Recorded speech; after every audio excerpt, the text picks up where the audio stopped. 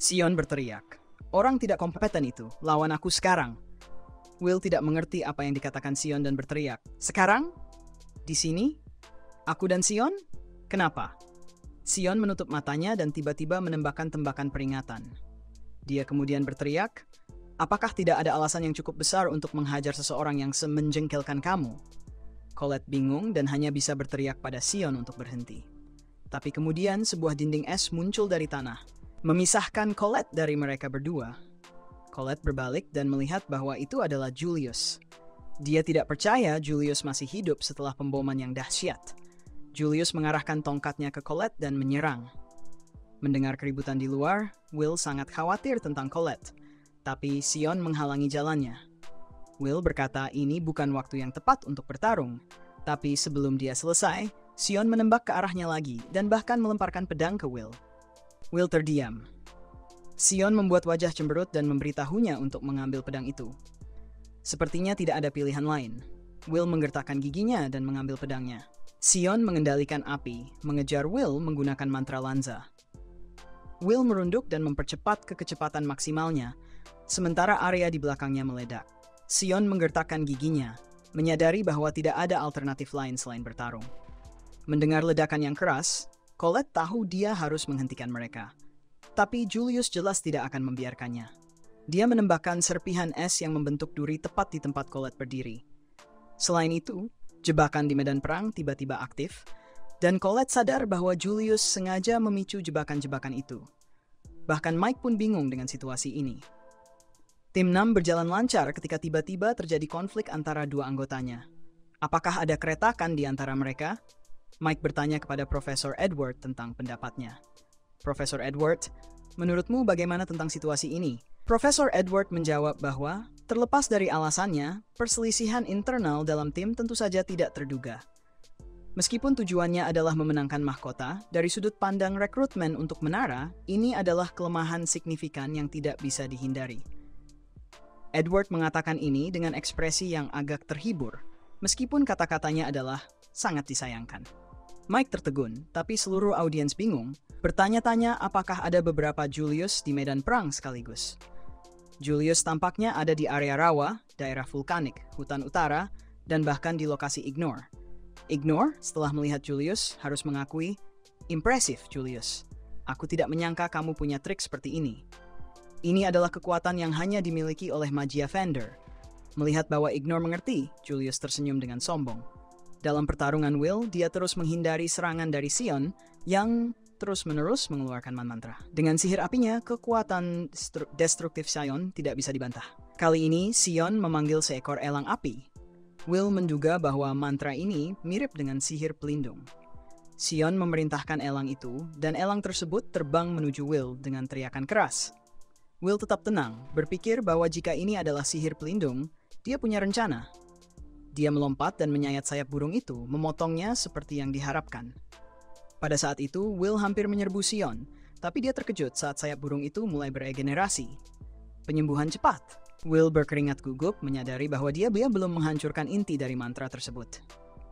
Elang api itu juga memiliki kemampuan untuk menyemburkan api, dan ia mengembuskan api ke arah Will. Untungnya, Will melompat ke kiri dan menghindarinya.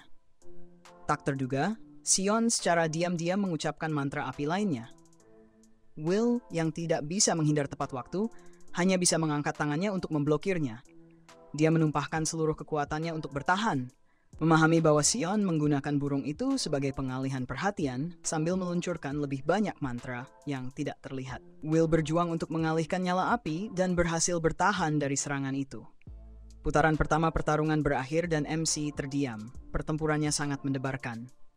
Profesor Edward, dengan mata terbelalak mengagumi keterampilan Sion, mencatat bahwa dia benar-benar melampaui siswa biasa. Memang, Sion telah menjadi lebih kuat dan Will akan mengakui hal ini. Jika itu adalah dirinya yang dulu, dia tidak akan mampu menghadapi sihir yang begitu padat. Sion menunjukkan frustrasinya, berteriak bahwa Will tidak begitu kuat setelah semua ini, sangat berbeda dari saat dia melawan Sentinel. Will menancapkan pedangnya ke tanah dan berkata, "Aku tidak mengerti, Sion. Kenapa kita harus bertarung? Aku tidak punya alasan untuk melawanmu." Sion mengerutkan kening. mengeratkan pegangan pada tongkatnya dan berteriak. Kamu serius? Aku telah mempermalukanmu seperti ini, melakukan begitu banyak hal mengerikan padamu. Setelah semua itu, kamu berani bilang kamu tidak membenciku. Kalau begitu, teriak Will kembali, aku sangat membencimu. Setiap kali aku memikirkan hal-hal itu, aku jadi marah. Kau tahu berapa kali aku ingin membalas dendam? Tapi bagaimanapun juga, aku harus mengalahkan Julius. Aku tidak bisa melawanmu. Kata-kata ini hanya membuat Sion semakin marah. Julius, jangan bercanda. Aku tidak bisa menahan seseorang yang semenjengkelkan kamu. Sebagai orang lemah yang tidak mau menyerah, kamu benar-benar membuatku kesal. Dan kenapa? Kenapa kamu selalu melihat segalanya kecuali aku? Sion begitu marah hingga air mata muncul di matanya. Dia berteriak, "Lihat aku! Lihat aku!" Will lalu menyadari bahwa Sion hanya melihatnya sebagai orang yang sombong dan arogan. Sion menyatakan bahwa dia tidak peduli. Selama Will mencoba melakukan trik apapun, dia akan menghajar Will sampai babak belur di sini dan sekarang. Will tidak punya pilihan lain selain mengerahkan seluruh kemampuannya. Satu-satunya cara untuk memperbaiki situasi adalah dengan bertarung dengannya dengan semua kekuatan yang dia punya. Menunjukkan kepada Sion bahwa pedang ini akan digunakan dengan seluruh kekuatannya melawan tongkatnya. Will mengangkat pedangnya. Sion merasa senang berpikir bahwa Will akhirnya menjadi sedikit lebih bijaksana. Sion melanjutkan mantranya dan tanah bergetar. Dengan penjaga, Elang hadir, Will harus sangat berhati-hati saat mendekati Sion. Begitu Sion menyelesaikan mantranya, dia memerintahkan Elang untuk menyerang. Will memanfaatkan kesempatan ini untuk melancarkan serangan balasan yang cepat. Namun di depannya muncul puluhan lingkaran sihir yang dikenal sebagai Dragon Knoll. Will merasa ngeri, mantra destruktif berskala besar dipadukan dengan dukungan penjaga, semuanya sekaligus. Namun, langkah Will tidak goyang. Dia sudah lama memprediksi trajektori mantra ini. Saat api turun dari atas, Will bergerak seperti kilat, bergerak zigzag melalui serangan-serangan tersebut. Kini hanya Elang yang tersisa. Will melompat tinggi ke udara, dan Sion menyadari bahwa Will telah terkena tembakan dari Elang. Dia begitu takut hingga tidak menyadarinya. Will sama sekali mengabaikan pertahanan, bahkan langsung menyerbu ke arah penjaga dan menyayat inti dari elang tersebut. Memanfaatkan momen tersebut, Will melesat menuju Sion. Sion mengangkat tongkatnya dan berteriak. Belum selesai. Keduanya menggertakkan gigi dan menyerbu satu sama lain. Lingkaran sihir baru saja terbentuk, namun tiba-tiba suara keras terdengar. Berhenti, kalian berdua. Sebuah dinding besar dari tanah muncul dengan cepat memisahkan keduanya. Keduanya terkejut. Will membenturkan kepalanya ke dinding tanah, menyebabkan memar besar dan pedangnya terlempar. Mereka berdua jatuh ke tanah, dan dengan panik, menyadari bahwa Colette yang tertutup pakaian kompang camping menatap mereka dengan kemarahan yang sangat besar. Will segera bertanya di mana Julius. Colette mengatakan bahwa dia telah bertarung melawan Julius, dan kemudian dia menghilang secara misterius. Sion, bingung, bertanya, "Menghilang?" Namun kemudian dia melihat sosok Colette yang menarik dan kulitnya yang terbuka, dan dia segera jatuh ke tanah. Merangkak menjauh dengan ketakutan, bertanya, "Ada apa keadaan seperti itu?" Colette memerah dan berteriak, "Bukankah kamu yang memulai pertarungan ini, Sion?" Keduanya terdiam. Colette lalu melangkah di antara mereka dan menyuruh Will untuk segera pergi, meninggalkan urusan ini padanya. Sion mendengar ini, enggan menerima, dan mengatakan bahwa meskipun itu Colette, hal ini tidak bisa diterima. Pada akhirnya, Colette kehilangan kesabaran dan berbalik berteriak pada Sion, menuduhnya sebagai orang yang menghambat seluruh tim. Ini adalah kesempatan langka bagi Will untuk mendapatkan perhatian menara. Will mengelus kepalanya, mengucapkan terima kasih, dan kemudian berlari pergi, meninggalkan Sion yang berteriak marah. Will meminta maaf dan berjanji akan bertarung dengan Sion dengan serius lain kali. Sion frustrasi dan hampir menangis, berteriak kepada Will untuk berhenti dan bertarung dengannya. Pada saat itu, di tengah arena, Mike mengumumkan bahwa tim pertama yang memasuki pusat adalah tim Smiben, yang dipimpin oleh Julius. Tidak ada yang di sini untuk menghentikan mereka. Mereka bergerak dengan santai menuju mahkota kejayaan. Tiba-tiba langkah terburu-buru menghentikan mereka. MC bertanya-tanya siapa itu. Rosti di tribun dengan senang melihat bahwa itu adalah Will. Sementara yang lain mendekati mahkota, Will berteriak, "Mari selesaikan ini, Julius." Julius tersenyum puas, siap untuk bertarung. Di ruang Elvaria di Menara Penyihir, dia sedang menerima tamu yang tampaknya adalah salah satu pelayannya. Namun, Elfaria sedang terlelap dan gadis itu mendekat dan menamparnya, berkata, "Tolong berhenti tidur." Ternyata gadis itu adalah Sarisa yang menampar Elfaria, membuat Elfaria menjerit kesakitan.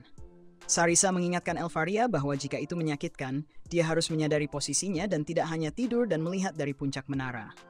Sangat tidak profesional bagi seorang Magia Fender untuk bersembunyi di bawah bayang-bayang seorang suci. Setelah itu, Sarisa menyerahkan tumpukan dokumen kepada Elfaria. Dokumen-dokumen ini adalah rekomendasi untuk kandidat-kandidat menjanjikan dari Departemen Rekrutmen. Elfaria mengambil dokumen-dokumen tersebut dan mulai meninjaunya, sementara asistennya menyebutkan bahwa mereka telah menemukan kandidat menjanjikan untuk faksi es dan salju mereka, yaitu Julius. Orang ini saat ini sedang membuat gempar di arena di bawah, dengan masa depan yang sangat cerah, dan mungkin bahkan akan menjadi penerus Elfaria. Sementara itu, di bawah di arena, kontes mahkota telah mencapai tahap akhir. Siapapun yang menyentuh mahkota akan meraih kejayaan. Dan pada saat itu, tim 9 sedang berhadapan dengan Will dari tim 6. Julius memegang mawar beku di tangannya dan berkata, "Jadi kamu akhirnya muncul, orang lemah. Aku mulai bosan, berpikir ini akan cepat berakhir. Aku tidak akan puas, kecuali aku mempermalukan dan mengalahkanmu sepenuhnya." Will menjawab bahwa Julius tidak perlu khawatir, karena dia tidak berniat kalah sampai Julius dan yang lainnya meminta maaf kepada Master Donan dan yang lainnya.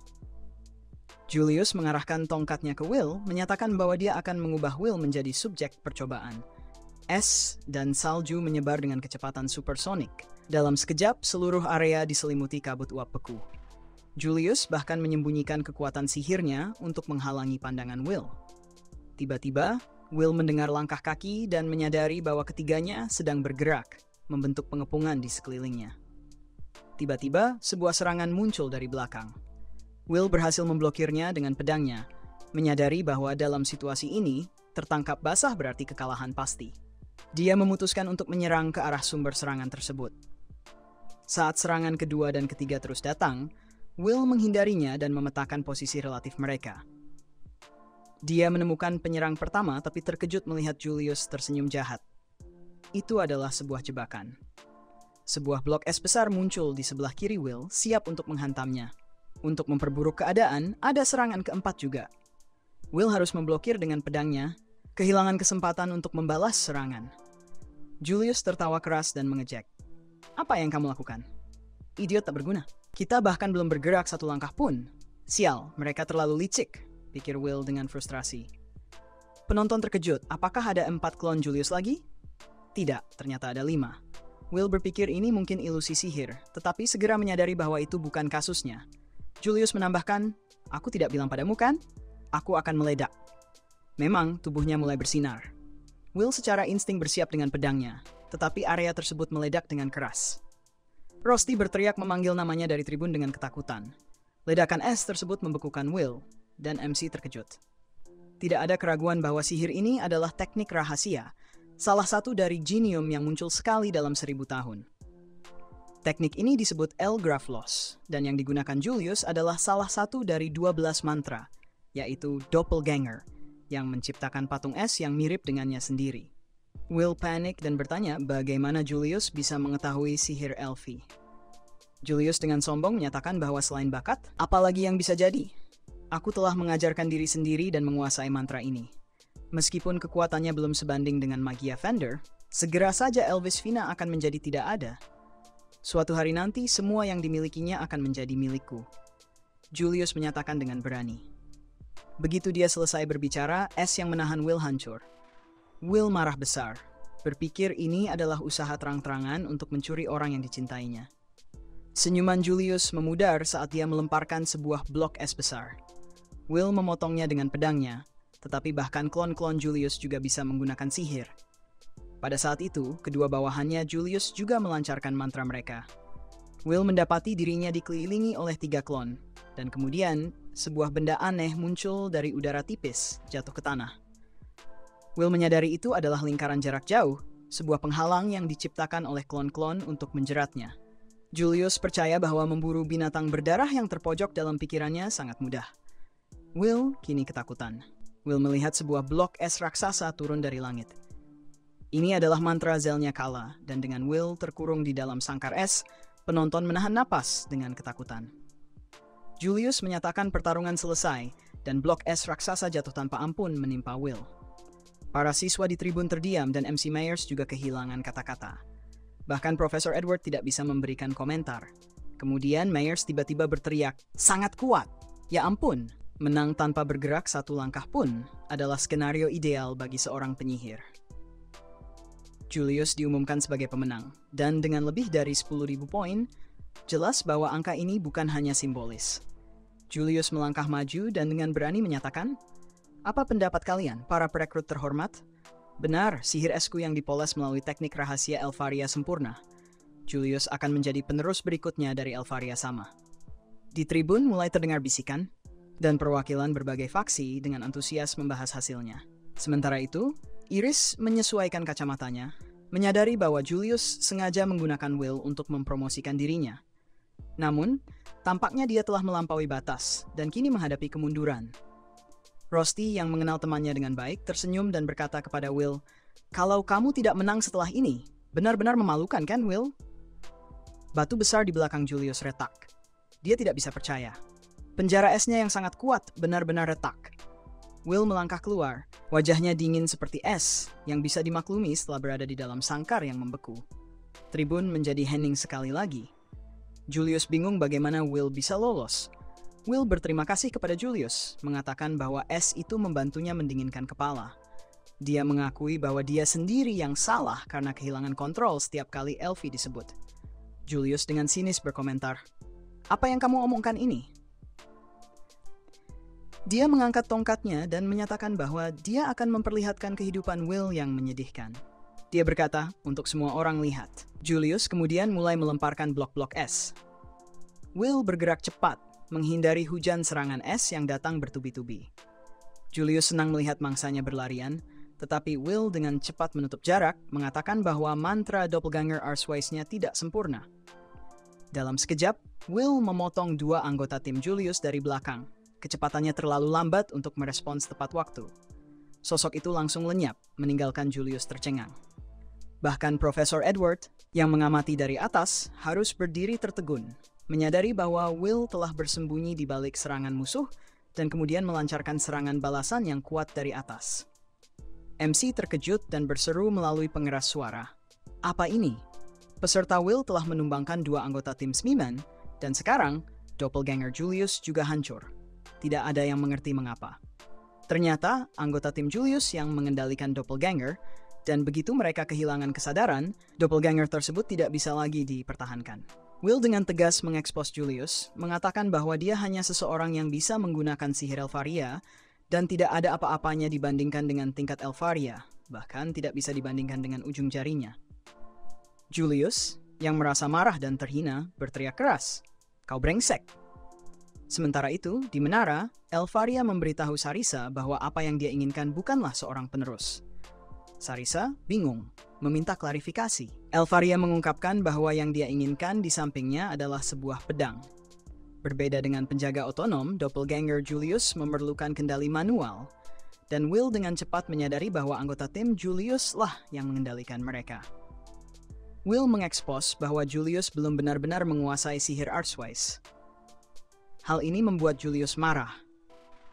Dia membuka telapak tangannya untuk menunjukkan sebuah mawar es yang berubah bentuk dan meraung, "Kau bodoh yang tidak bisa menggunakan sihir ini dengan benar. Jangan bertindak seolah kau tahu segalanya." Julius kemudian melemparkan beberapa mawar es dan mengangkat tongkat sihirnya. Will merasakan bahaya dan mendapati dirinya berada di tengah ledakan, tetapi tampaknya serangan ini tidak merusak. Sebaliknya, banyak doppelganger muncul. Semuanya mengarahkan tongkat mereka ke arah Will. Julius menyatakan bahwa dia akan menutup mulut Will dan membungkam penghinaan-hinaannya. Semua doppelganger meluncurkan sihir es mereka, menciptakan blok-blok es besar yang muncul dari udara dan meluncur ke arah Will, menghasilkan ledakan besar. Namun, kecepatan serangan itu tidak membuat Will terpengaruh. Julius merasa malu, menyadari bahwa dia masih tidak bisa mengendalikan keempat doppelganger secara bersamaan. Tetapi dengan hanya 3, dia percaya bahwa Will, yang dianggapnya tidak efektif, tidak akan memiliki kesempatan untuk menemukan dirinya yang sebenarnya. Sementara itu, Will tertutup goresan akibat banyak benturan. Julius semakin yakin dengan doppelgangernya, percaya bahwa mereka identik dengan dirinya seperti kacang dan kulitnya, sempurna tanpa celah. Julius, tertegun dan berkeringat deras, hanya bisa melihat dengan penuh ketakutan saat Will memusatkan serangannya pada tubuh Julius yang asli. Meskipun ia mencoba membuat tembok es dengan terbata-bata, Will dengan mudah menghancurkannya dengan ayunan pedangnya yang kuat. Potongan-potongan besar es terbang ke arah Julius, dan karena kedekatannya, ia tidak memiliki waktu untuk bereaksi. Salah satu potongan es menabrak perutnya, menyebabkan Julius terjatuh ke tanah dalam kondisi kesakitan yang parah. Dengan menggertakkan gigi, Julius bertanya kepada Will bagaimana ia bisa mengidentifikasi bentuk yang asli. Jawabannya sederhana. Will memperhatikan bahwa suhu tubuh dari doppelganger S selalu berada di sekitar 0 derajat. Perbedaan ini tidak mungkin tidak terdeteksi oleh indera Will. Tergantung pada cara kerja sihirnya, suhu bisa sedikit bervariasi, yang mengakibatkan doppelganger meninggalkan serpihan es di tanah, mirip dengan makhluk es Frostwalker. Mata Julius menunjukkan kecemasannya saat melihat serpihan es menumpuk di kaki doppelgangernya. Bahkan dia sendiri tidak menyadari hal ini. Sial, Julius menatap tajam sosok yang tampak tak berdaya di hadapannya. Itu konyol. Bagaimana orang yang tidak berbakat seperti Will bisa memahami sihir ini lebih baik darinya? Dia meraung frustrasi. Bagaimana? Bagaimana orang yang tidak berguna seperti kamu bisa tahu sihir ini lebih baik dari aku? Kenapa ini terjadi? Will kemudian mengungkapkan kepada Julius bahwa Elfie telah berteman dekat sejak kecil. Keduanya adalah yatim piatu yang tumbuh di panti asuhan yang sama. Karena itu, dia sangat mengenal semua sihir yang dibuat Elfie. Namun, Will tidak pernah bisa mencapai tingkat kekuatan sihir itu. Dia menatap menara tinggi dengan erat, menggenggam tangannya dengan kencang. Merasa seolah semua orang termasuk Elfie masih memperhatikannya. Elfie pernah bilang padanya, "Tidak apa-apa, semua kenangan kita bersama dan usaha kamu tidak sia-sia." Dan kata-kata hangat itu tetap terpatri di hati Will hingga saat ini. Oleh karena itu, Julius, aku memahami baik kekuatan maupun kelemahan dari sihir-sihir tersebut. Julius meraung, menyuruh Will berhenti berbicara omong kosong bahwa ini adalah Elfaria, teknik rahasia magia Vendor. Bagaimana orang yang tidak berguna seperti kamu bisa mengalahkanku? Julius terus menggunakan sihir es untuk menyerang, tapi Will dengan mudahnya menangkis proyektil es tersebut. Julius, kamu memang sangat terampil. Sampai sekarang, tidak ada praktisi sihir yang pernah menggunakan sihir Elfie, tapi Arseways adalah sihir yang Elfie ciptakan saat dia baru berusia 2 tahun. Mendengar ini, Julius terdiam kaget, dan penonton mulai bergumam. 2 tahun? Will dengan keras mengumumkan bahwa karena Elfie menciptakannya saat dia baru 2 tahun, sihir ini memiliki banyak kekurangan. Untuk seseorang seperti Julius, yang sangat ingin menunjukkan kehebatannya, ini seperti cerita pakaian baru sang kaisar. Pernyataan itu langsung menusuk ke hati Julius. Dia tidak bisa menerima bahwa usaha yang dia curahkan untuk menguasai sihir itu tidak sebanding dengan ciptaan seorang anak berusia 2 tahun. Dia marah hingga gila, lalu mulai tertawa gila. Setelah itu, dia menatap tajam ke arah Will dan berteriak, "Kamu bercanda?" Julius mulai menciptakan segerombolan doppelganger. Berapa banyak doppelganger yang ada? 8 sosok Julius muncul di panggung. Will mengangkat pedangnya, sementara Julius, yang terengah-engah, masih mencoba mengesankan, "Kamu pikir batasanku hanya 4 doppelganger? Kamu meremehkan aku, anak kecil." Itu tidak ada hubungannya dengan kendali, dan Julius menyatakan ini sebagai kekalahan Will. Dengan 8 doppelganger yang melepaskan sihir es secara bersamaan, Julius yakin Will akan hancur. Tapi Will tetap tenang seperti biasa, mengatakan, "Maaf Julius, tapi aku pernah dibully oleh 10 Elfie sebelumnya." Sial. Tidakkah ini menyentuh harga diri Julius lagi? Dia sudah tidak bisa menahan lagi. Semua doppelganger menyerang secara bersamaan, tetapi Will cepat berpindah dari posisinya. Dan ketika dia muncul kembali, 1 doppelganger sudah hancur. Julius terkejut dengan kecepatannya, dan kemudian doppelganger lainnya jatuh. Dia panik dan mulai melarikan diri sambil berteriak, "Berhenti!" Namun, pedang Will tetap dingin dan tanpa ampun, menebas doppelganger yang tersisa satu persatu. Dia kemudian melemparkan pedangnya yang menembus dada salah satu doppelganger dan melanjutkan untuk menaklukkan doppelganger terakhir. Will bahkan memblokir jalan Julius, siap untuk melakukan pukulan dan menyerangnya langsung. Kali ini, Julius tidak punya kesempatan untuk menghindar. Dia benar-benar kelelahan dan hanya bisa meringis. Tunggu sebentar, tapi Will tidak menunjukkan belas kasihan. Pukulan es itu mendarat tepat di wajah Julius, segera merusaknya. Setelah mendaratkan pukulan itu, Will merasakan lega yang besar, tetapi lawannya masih tergantung di udara, belum berhenti. Gigi dan bibir Julius kini menyatu, dan dia kehilangan kesadaran sepenuhnya. Mike terkejut mengumumkan lewat pengeras suara bahwa Will telah mengalahkan seluruh tim Smimen. Iris sangat senang dan sorakan menggema di tribun. Kepala sekolah juga puas dengan penampilan Will. Tidak percaya bahwa seseorang yang tampaknya tidak berbakat bisa mengalahkan seorang kontestan dengan lebih dari 10.000 poin.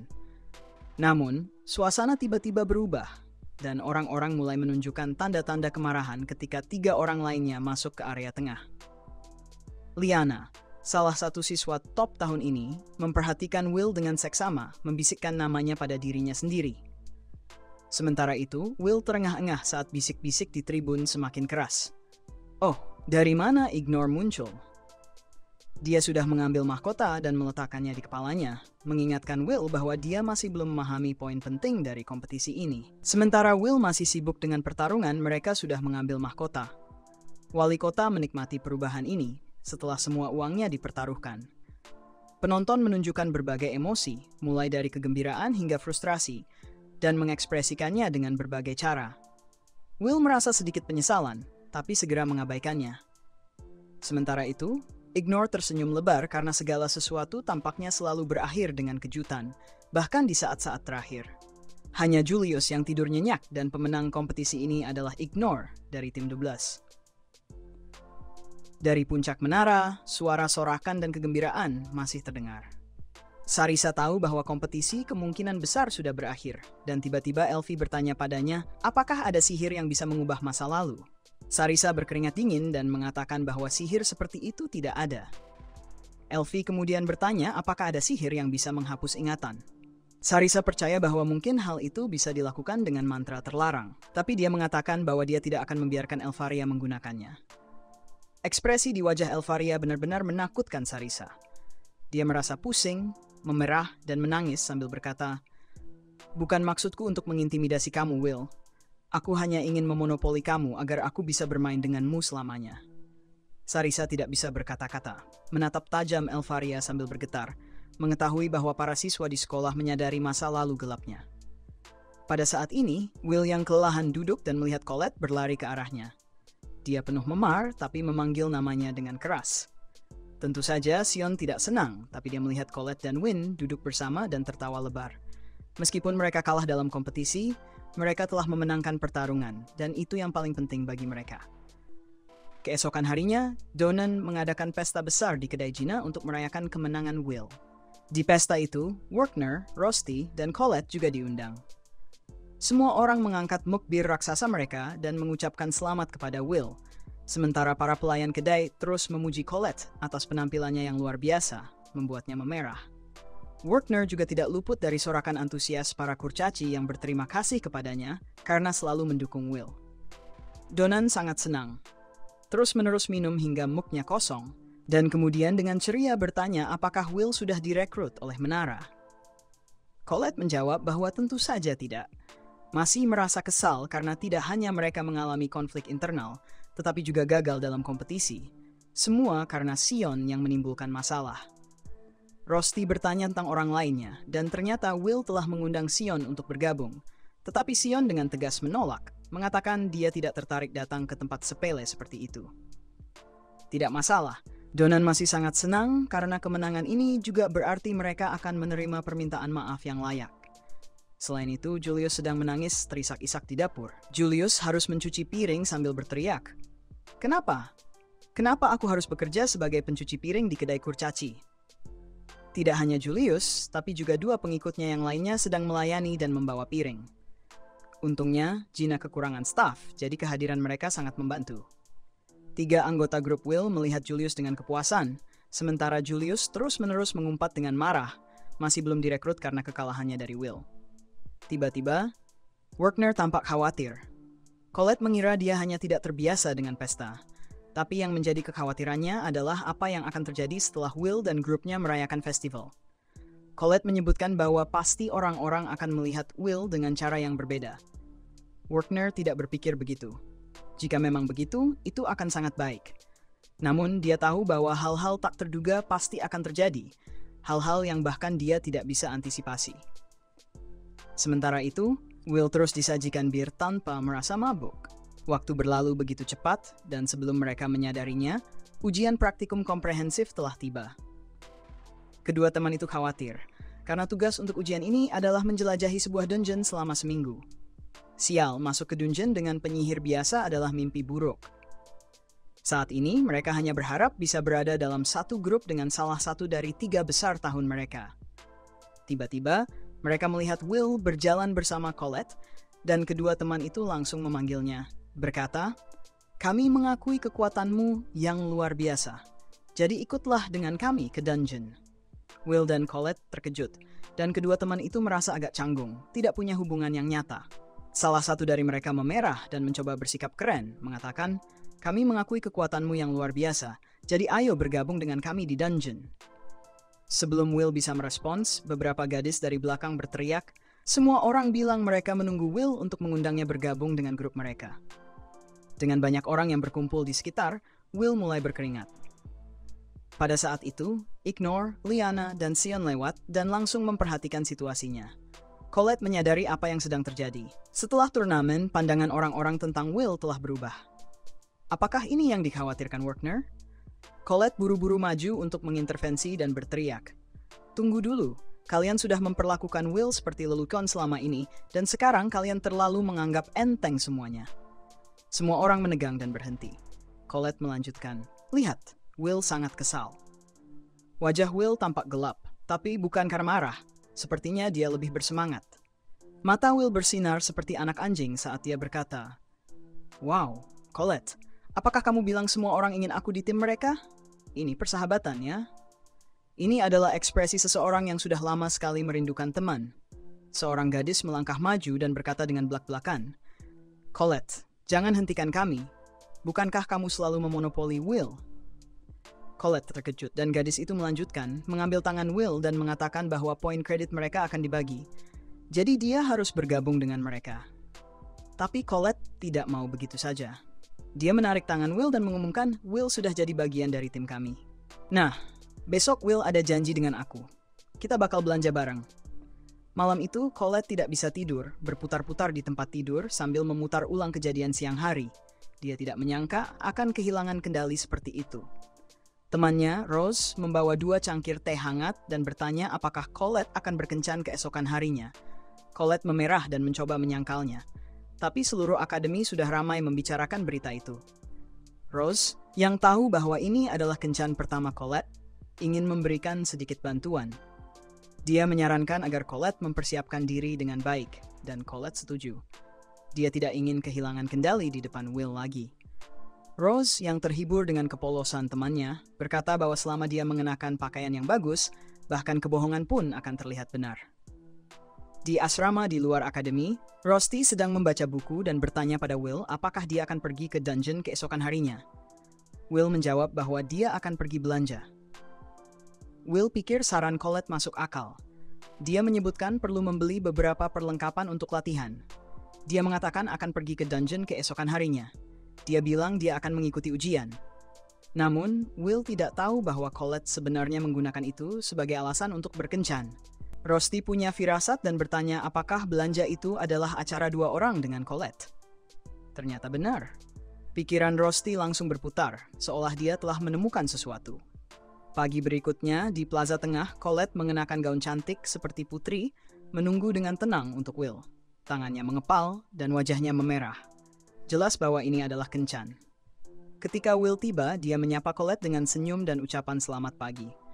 Dia mengenakan kalung emas yang megah, dan Will mengelus kepala Colette, berkata bahwa dia pikir dia akan datang lebih awal. Tapi ternyata Colette lebih awal lagi.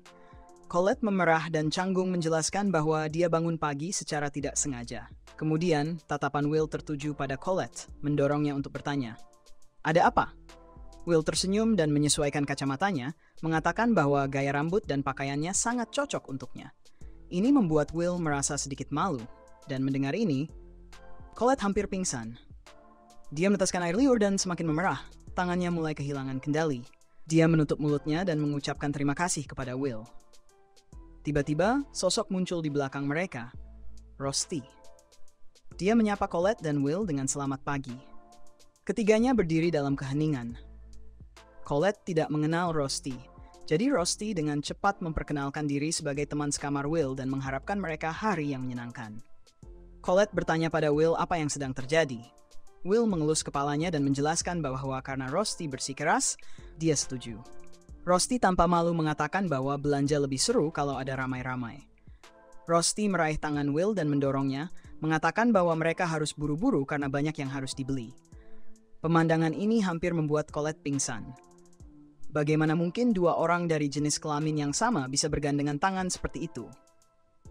Untuk kejutan Colette, Rusty berbalik dan melakukan tindakan yang tak termaafkan, membuat Colette putus asa seketika. Dia berteriak, "Apa yang terjadi? Apa ini semua?" Kemudian mereka pergi ke perpustakaan di mana Will dan Rusty tenggelam dalam memilih buku bersama. Colette hampir dipinggirkan tanpa banyak basa-basi. Rusty mengambil inisiatif untuk memilihkan pakaian untuk Will dengan cepat dan profesional, sementara Colette berjuang dan gagal. Kedua pria itu bahkan berbagi es krim, membuat Colette merasa kalah. Will menyadari bahwa Colette tampak kehilangan semangat dan duduk dengan lesu, jadi dia bertanya padanya apa yang terjadi. Colette menoleh dengan cemberut dan bertanya keras, apa yang sedang terjadi dengan orang itu? Colette bingung dan linglung berkata pada Will, "Will, dia selalu ada di sekitarmu. Sejak awal, aku sudah merasa ada yang aneh dengan jarak antara kalian berdua. Apakah dia benar-benar hanya teman sekamar? Wajahnya juga cukup imut. Apakah dia mungkin sebenarnya seorang gadis?" Ini membuat Will sangat terkejut, dan dia menjawab dengan kebingungan. "Apa yang kamu bicarakan, Colette? Rusty D adalah pria seperti aku pasti. Bahkan dia lebih besar dari aku." Wajah Colette memerah saat memikirkan dua pria yang mandi bersama. Will melanjutkan penjelasannya bahwa meskipun mereka mungkin lebih sering bersentuhan daripada biasanya, itu hanya bagaimana mereka sejak awal. Saat itu, Rusty muncul dengan minuman dan duduk di antara mereka. Will bertanya kemana minuman Rusty, dan Rusty menjawab bahwa dia tidak membutuhkannya karena akan berbagi minuman Will. Colette segera menawarkan minumannya dan menyuruh Will untuk berbagi dengan dia. Will bingung, tidak tahu minuman mana yang harus dipilih. Rusty kemudian menyarankan agar Will pergi menyiapkan pedangnya. Will merasa tidak nyaman, tetapi pada akhirnya Colette juga tidak ingin bergabung, mengatakan bahwa memiliki seorang mage menemani Will ke pandai besi akan membuat para kurcaci kesal. Jadi, Will pergi, meninggalkan mereka berdua di belakang. Colette menghela napas dalam-dalam dan memutuskan untuk bertanya langsung apakah Rusty dan Will memiliki sesuatu lebih dari sekadar persahabatan. Rusty segera memukul dinding terdekat dan dengan tegas menyatakan, "Ini bukan hanya imajinasimu, Colette. Aku mencintai Will lebih dari siapapun."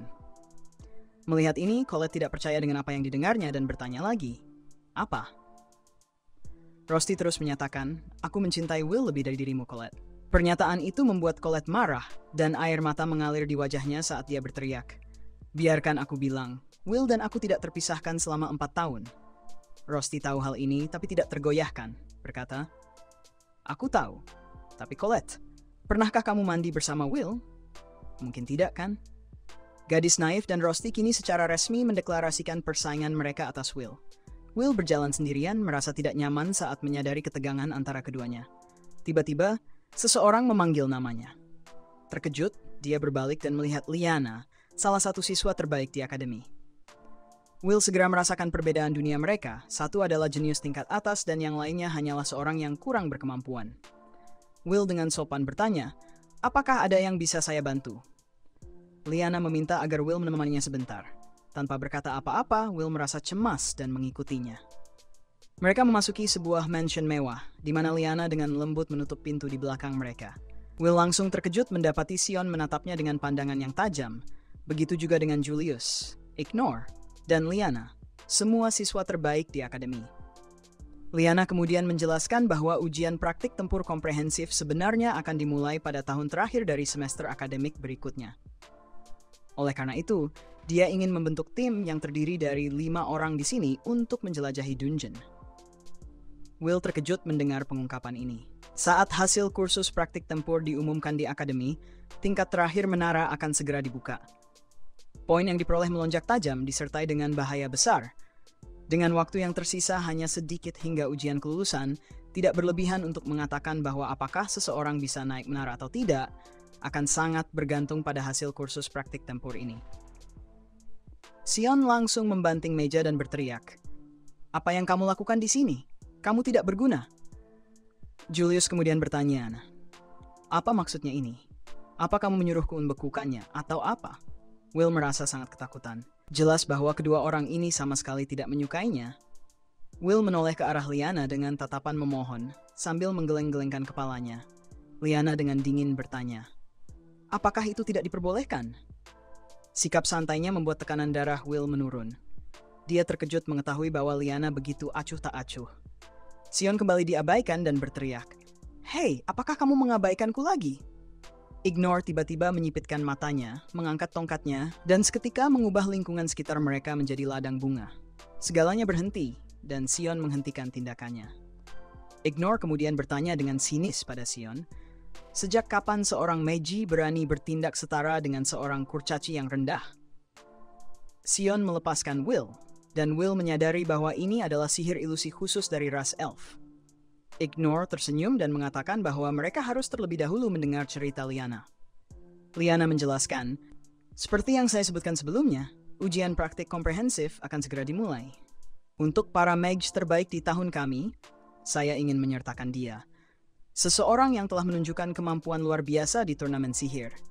Will tiba-tiba memerah, sementara Liana melanjutkan, "Dia memiliki kekuatan yang tidak kita miliki, dan saya percaya itu akan berguna di dungeon." Julius segera menolak, berkata, "Saya meragukan pandangan hidupmu, Liana. Bahkan sihir pencarian yang digunakan di dungeon pun tidak bisa dia manfaatkan, jadi orang ini hanya akan menjadi penghalang. Apakah kamu tertipu oleh penampilan teatrikal yang jarang terjadi?" Sion juga menambahkan, "Saya juga menolak untuk bergabung dengannya." Will hampir menangis, sementara Ignore menyilangkan kakinya dan dengan sinis menyatakan, "Campuran kebanggaan dan kebosanan dalam komentar kalian masih terdengar seperti gonggongan jauh dari anjing yang kalah, bukan? Bisakah kalian masih meremehkan seseorang yang telah mengalahkan kalian? Saya skeptis tentang karakter kalian." Sion tidak percaya bahwa Ignore akan mengatakan hal seperti itu, tapi Ignore tidak berhenti di situ. Dia melanjutkan, "Dengan kekuatan yang luar biasa setara dengan ras kurcaci, ditambah dengan kepekaan yang setara dengan monster, dan pengalaman tempur yang mumpuni tanpa cacat, staf-stafmu sudah kalah di tangan pedangnya." Keduanya merengut. Julius mengejek, "Apa kamu cuma dapat poin dengan menyanjung Liana, Pak Elf?" Ignore tidak terganggu oleh ini, malah menghargai Liana lebih karena itu. "Kalau orang sepertinya menilai dia seperti itu, maka aku juga akan menghargai promosi untuk yang kurang kompeten." "Tidak seperti kalian berdua yang marah," Will berkeringat deras. Liana berkata langsung, "Aku akan menggunakan Ignore sama seperti aku menggunakan kalian semua. Aku ingin menaiki menara dan jadi mahasiswa terbaik tahun ini. Apa yang kucari adalah penilaian, nilai, dan masa depan, bukan hanya apa yang aku miliki sekarang." Will bertanya, "Bagaimana setelah turnamen?" Dia menjawab bahwa dia telah menerima undangan dari faksi Thunder Saints. Will terkejut. Meskipun memiliki masa depan yang stabil, Liana masih mendorong dirinya lebih jauh. Liana menutup matanya dan berkata, "Karena saat ini, hanya dialah yang bisa menjadi mahasiswa terbaik tahun ini. Mereka yang tersisa di akademi adalah sisa-sisa atau lebih tepatnya yang kurang kompeten." Kedua pria itu terdiam, merasa seolah-olah dia merujuk pada mereka, sementara Will terkejut bahwa gadis ini menganggap semua siswa yang tersisa sebagai orang-orang yang tidak kompeten. Liana menambahkan bahwa dia memikul beban membawa kemuliaan untuk keluarga Owenshaw, sebuah keluarga yang berumur pendek. Sekadar memanjat menara penyihir tidak akan cukup. Dia bahkan menargetkan posisi Magia Fender. Semua orang terdiam. Liana tahu bahwa semua orang di sini berbagi ambisi besar itu. Dia lalu meletakkan koin ke dalam sebuah cangkir dan berkata, "Jika kamu merasa apa yang kukatakan berharga, masukkan koinmu ke dalam cangkir ini." Ignore langsung setuju. Tahu bahwa tidak ada tim lain yang memiliki kekuatan tempur lebih tinggi daripada yang ada di sini. Julius merasa ini seperti dipaksa untuk mendapatkan kredit lebih. Sion merenung, sementara Will memegang koin, menelan ludah dengan gugup, tidak yakin apa yang harus diputuskan. Will kembali ke dua temannya yang sudah menunggunya begitu lama hingga mereka mencarinya. Namun mereka juga tidak menemukannya di bengkel. Lalu keputusan apa yang diambil Will? Dia memutuskan untuk bergabung dengan kelompok Liana. Dengan semua 5 koin terkumpul, Liana tersenyum. Di kelas, Profesor Werkner sedang memberikan kuliah tentang ujian praktik tempur yang akan dimulai dalam 10 hari. Level 7 hingga 10 akan dibuka, memungkinkan siswa untuk melawan monster yang lebih kuat untuk mendapatkan lebih banyak poin kredit. Total poin kredit untuk ujian praktik ini bisa melebihi 1000 poin. Mengalahkan bos di suatu level akan memberikan lebih banyak poin kredit. Ini adalah kesempatan untuk menutupi kekurangan kredit dan melangkah lebih dekat ke menara.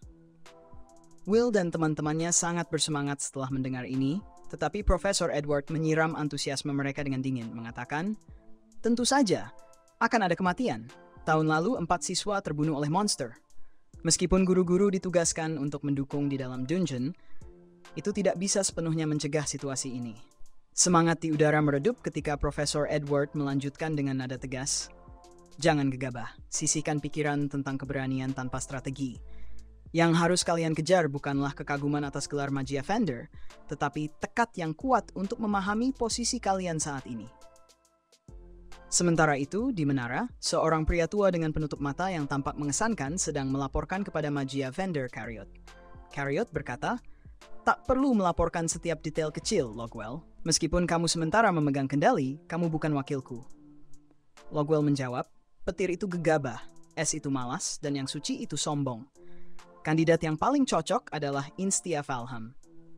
Mendengar ini, Cariot tertawa dan bertanya, apakah Raja Cemerlang belum kembali? Logwell melaporkan bahwa dia masih dalam ekspedisi jauh dan belum kembali, meninggalkan Cariot kebingungan karena penghalang hampir runtuh dan dia belum juga muncul. Ini berada dekat markas Rek Arden di lantai 7.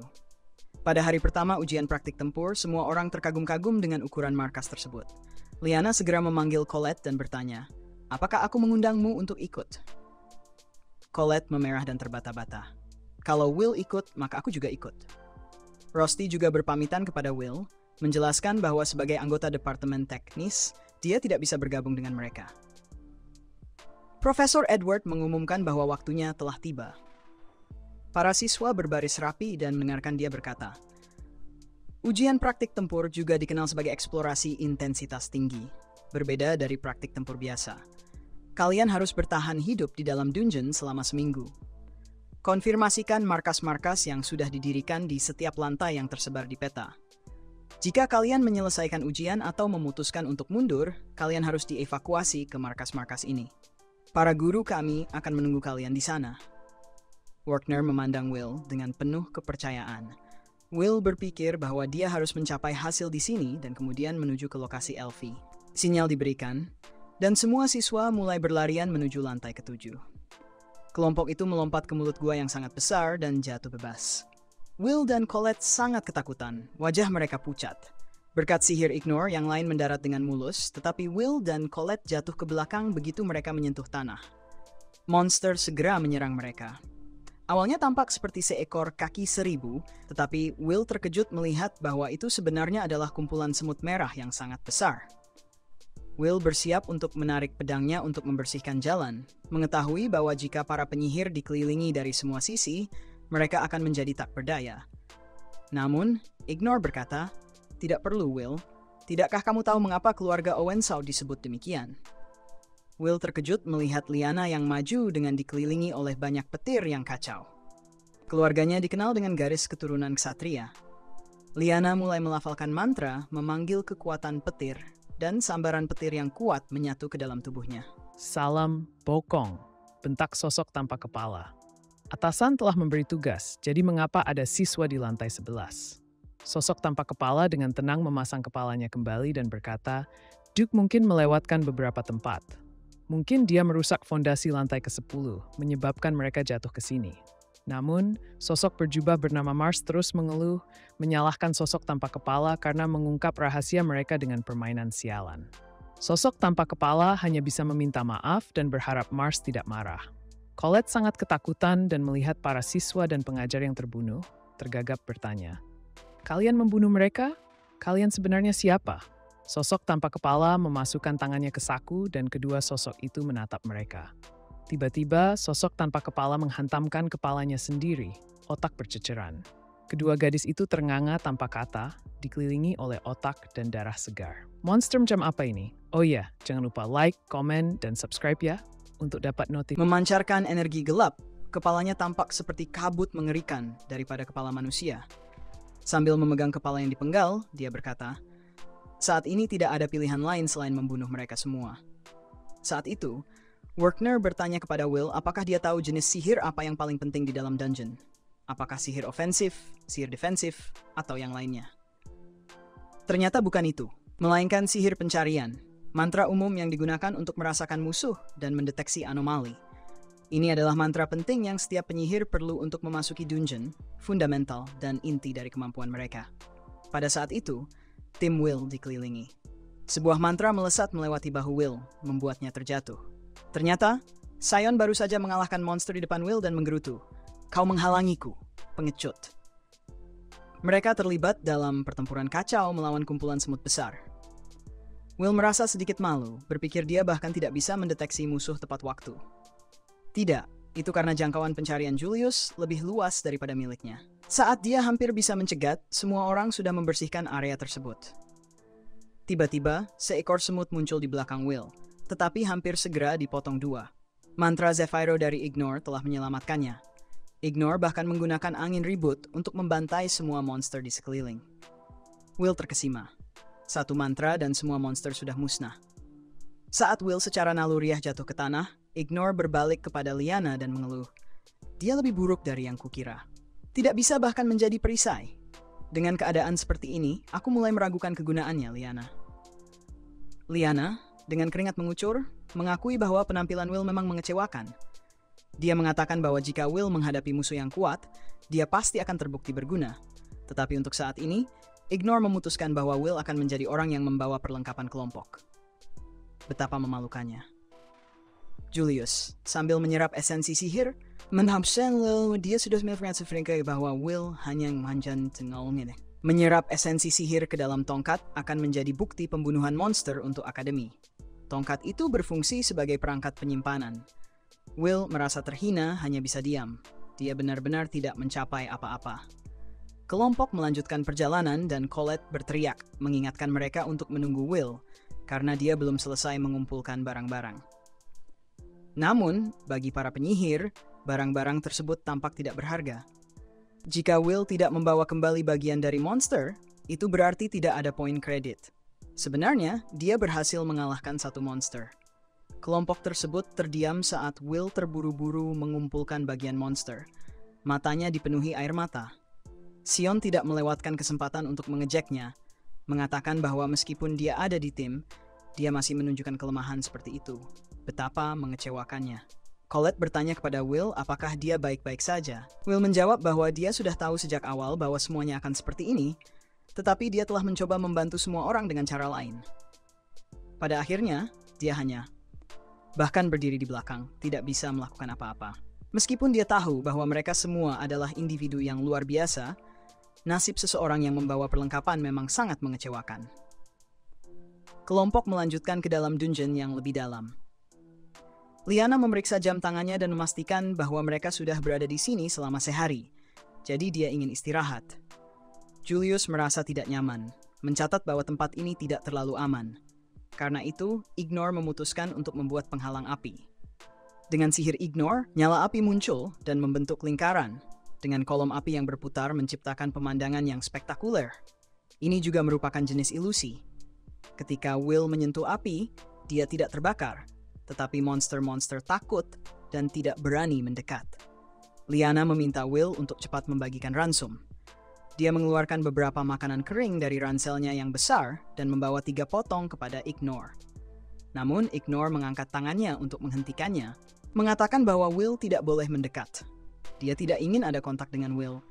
Para elf hanya berinteraksi dengan mereka yang mereka akui. Colette tidak setuju, berargumen bahwa mereka adalah rekan satu tim, terlepas dari segalanya. Ignore tetap mempertahankan senyumannya, tapi tetap teguh pada keputusannya, mengatakan kepada Liana untuk menyerah. Dalam kelompok ini hanya Liana yang diakui. Will meminta Colette untuk berhenti berdebat. Ini adalah kebiasaan elf, dan dia tidak ingin membahasnya lebih lanjut. Meskipun Will tidak senang dengan hal itu, para elf adalah ras yang bermigrasi dari dunia lain, mirip dengan kurcaci, kecuali mereka menggunakan sihir dan dihormati. Kebanggaan etnis mereka kadang-kadang mengganggu orang lain, tetapi sebagai balasannya, kemampuan sihir mereka seringkali melebihi manusia. Salah satu Magia Vendor yang saat ini menjabat adalah Ratu Ras Elf. Tim menyalakan api dan memasak semangkuk sup untuk makan ringan sebelum tidur. Pada saat ini, Lyanna membagikan rencananya kepada kelompok. Target utama mereka adalah Naborus, seekor anjing berkepala 3 dan bos lantai ke-10. Mereka harus mengalahkannya. Colette menambahkan bahwa monster tersebut bernilai 110 poin kredit, nilai poin tertinggi yang bisa mereka peroleh sepanjang kursus praktik tempur ini. Ignore juga menyebutkan bahwa setiap kelompok yang melawan bos ini mengalami korban, dan ini adalah bos utama untuk sesi praktik tempur ini. Lyanna menambahkan, dengan kata lain, aku membentuk tim ini untuk mengalahkan Naborus. Aku ingin menunjukkan kepada Menara bahwa aku memiliki kekuatan untuk mengalahkan target yang bernilai 180 poin kredit. Lyanna tidak ingin meninggalkan tujuan mereka di tengah jalan. Dia mengatakan ini agar semua orang tahu bahwa mereka akan menghadapi bos terlebih dahulu. Ignore tersenyum dan bertanya apakah Lyanna berniat melewati bos-bos lain di lantai yang berbeda. Lyanna dengan tegas menyatakan bahwa dia ingin melawan bos ini dengan kekuatan penuh mereka, dan jika tidak ada yang keberatan, mereka akan menuju lantai ke-10 melalui rute tercepat. Tentu saja tidak ada yang keberatan. Will tetap diam. Dia hanya memperoleh 5 poin kredit hari itu, dan keadaan tampak suram. Meskipun dia tahu bahwa mengalahkan bos akan mendapatkan sejumlah besar poin kredit, dia masih merasa agak marah. Will hanya mengingatkan dirinya sendiri bahwa dia menuju lokasi Elfie untuk mendapatkan sedikit lebih banyak kepercayaan diri. Sementara itu, kelompok misterius terus melakukan perburuan diam-diam terhadap siswa di dungeon. Tanah dipenuhi dengan bangkai semut. Pria bertudung bertanya kepada yang berapi di kepalanya, "Apa yang kamu lakukan?" Pria tanpa kepala itu tidak bisa menjawab, tetapi melemparkan 2 kepala siswa yang baru saja diperolehnya. Pria bertudung bertanya, "Apakah kamu sudah membunuh semua orang?" Pria tanpa kepala menggunakan sihir gelapnya untuk menulis pesan di udara, "Sangat merepotkan. Aku sudah mengirimkan mereka semua ke neraka." Pria bertudung membacanya dan tertawa. Kelompok Will telah mencapai lantai ke-10. Tanah dipenuhi dengan sisa-sisa banyak binatang sihir. Tubuh mereka berserakan di mana-mana. Sion merasa bingung tentang apa yang terjadi. Mereka menemukan binatang sihir mati di seluruh tempat. Julius berspekulasi bahwa tim lain mungkin bertanggung jawab, tetapi Ignore menolak kemungkinan ini. "Kami mengambil rute tercepat tanpa berhenti di markas manapun.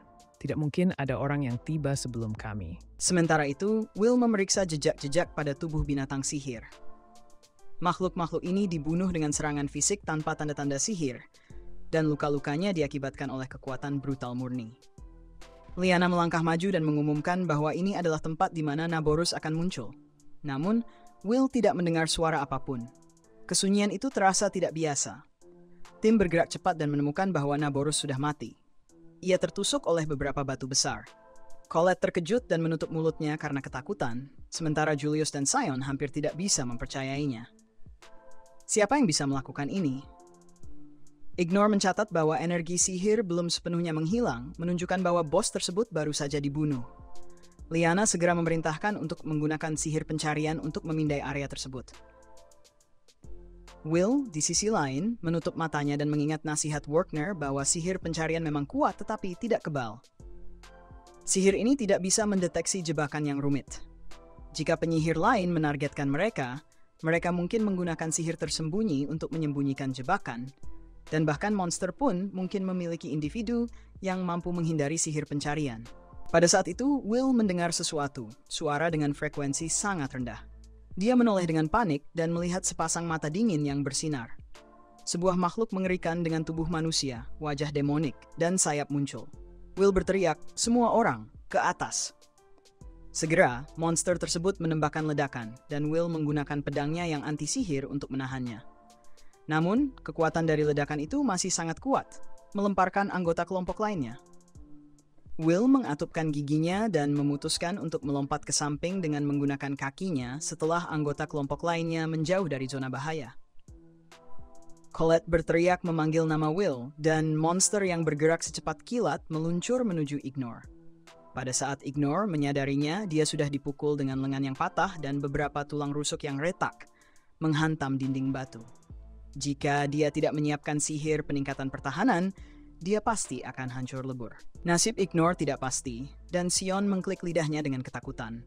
Monster itu tidak hanya besar, tetapi juga sangat gesit. Monster itu menyerang dengan pukulan. Meskipun mereka berhasil menghindari pukulan tersebut, tanah terbelah, menyebabkan seluruh lantai ke-10 runtuh. Will jatuh ke bawah, sementara anggota kelompok lainnya menggantung di tepi jurang. Melihat Ignore juga jatuh bebas, Will tidak ragu. Dia bergerak melewati batu-batu besar dan mendekat, lalu melompat langsung ke arah Ignore, mencoba menangkapnya. Sementara itu, di permukaan, terjadi getaran kuat. Mereka mengira itu mungkin gempa bumi. Rosti tiba-tiba merasa khawatir tentang Will, bertanya-tanya apakah sesuatu telah terjadi. Saat debu mulai mengendap, Will dan teman-temannya masih hidup. Oh, mereka jatuh bersama? Tidak, mereka jatuh dalam pasangan, tetapi mendarat di tempat yang berbeda, jatuh langsung dari lantai ke-10. Apakah mereka mungkin sudah keluar dari akademi? Semua orang merasa cemas dengan Will masih memegang Ignore. Ignore lahir dalam keluarga elf yang terpandang, tetapi sejak kecil dia sudah dijauhi karena tidak bisa menggunakan sihir ilusi. Ratu Elf dengan jelas menyatakan bahwa Ignore adalah aib bagi keluarga dan bahwa mereka tidak membutuhkannya. Bahkan Elnor, teman dekatnya, tidak menerimanya. Ignore hanya bisa menahan nasib sebagai orang yang tidak berdaya, dan rasa sakit itu telah tertanam dalam dirinya hingga hari ini. Ignore terbangun dengan tangan kirinya berdenyut nyeri akibat tulang yang patah, dan dia melihat seekor kucing yang menggeram kepadanya. Apakah ini peliharaan orang yang tidak berdaya? Sementara itu, Will sedang bertarung melawan ular raksasa. Ignore terkejut menyadari bahwa mereka tidak lagi berada di tempat yang sama seperti sebelumnya. Dia dengan mudah melepaskan semburan sihir untuk menghilangkan ular tersebut dan berbalik ke Sion dan Julius, yang dikelilingi oleh kelelawar monster. Keduanya terkejut menemukan bahwa mereka sekarang berada di lantai 11. Monster itu telah menghancurkan lantai ke-10, menyebabkan mereka semua jatuh ke sini. Tiba-tiba seekor kelelawar monster bermata satu muncul.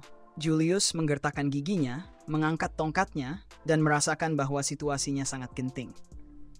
Meskipun lantai ke-11 masih berada dalam wilayah Akademi Red Garden, tempat ini sangat berbahaya, hanya dapat diakses oleh penyihir tingkat tinggi. Liana menyentuh kepalanya dan batuk, menyadari bahwa ini adalah perut mimpi, sebuah area luas yang membentang hingga lantai ke-15. Struktur labirin dan kekuatan monster di sini sangat berbeda dari lantai-lantai yang telah mereka lewati sebelumnya. Colette dan Liana jatuh bersama. Melihat Liana tampak tidak sehat, Colette bertanya apa yang terjadi. Ternyata, Liana telah membenturkan kepalanya pada sebuah batu selama jatuh. Tetapi untungnya, tidak ada cedera serius. Masalahnya adalah bahwa mereka terisolasi di lantai 11 ini, yang penuh dengan bahaya. Liana mengeluarkan jam tangannya dan mengatakan bahwa mereka perlu segera berkumpul kembali dengan yang lainnya untuk menghindari ditelan oleh dungeon itu sendiri.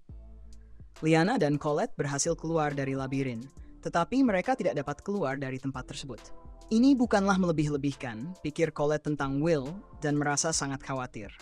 Sementara itu, Will baru saja membunuh seekor ular lain. Ignore, yang terlalu kesakitan untuk bergerak, harus tetap duduk. Will meminta maaf karena tidak bisa memberikan pertolongan pertama, tetapi dengan begitu banyak monster yang muncul, tidak ada waktu. Sekarang, setelah dia punya waktu sebentar, Will mengulurkan tangannya, tetapi Ignore menampar tangannya dan berteriak, "Jangan sentuh aku." Ignore masih belum bisa menerima Will. Percaya bahwa seseorang yang tidak berdaya seperti dia tidak seharusnya menyentuh elf bangsawan seperti dirinya. Will terdiam, tinjunya mengepal, dan dia menyatakan bahwa meskipun Ignore menyimpan kebencian terhadapnya seumur hidup, dia tidak akan meninggalkan Ignore di sini.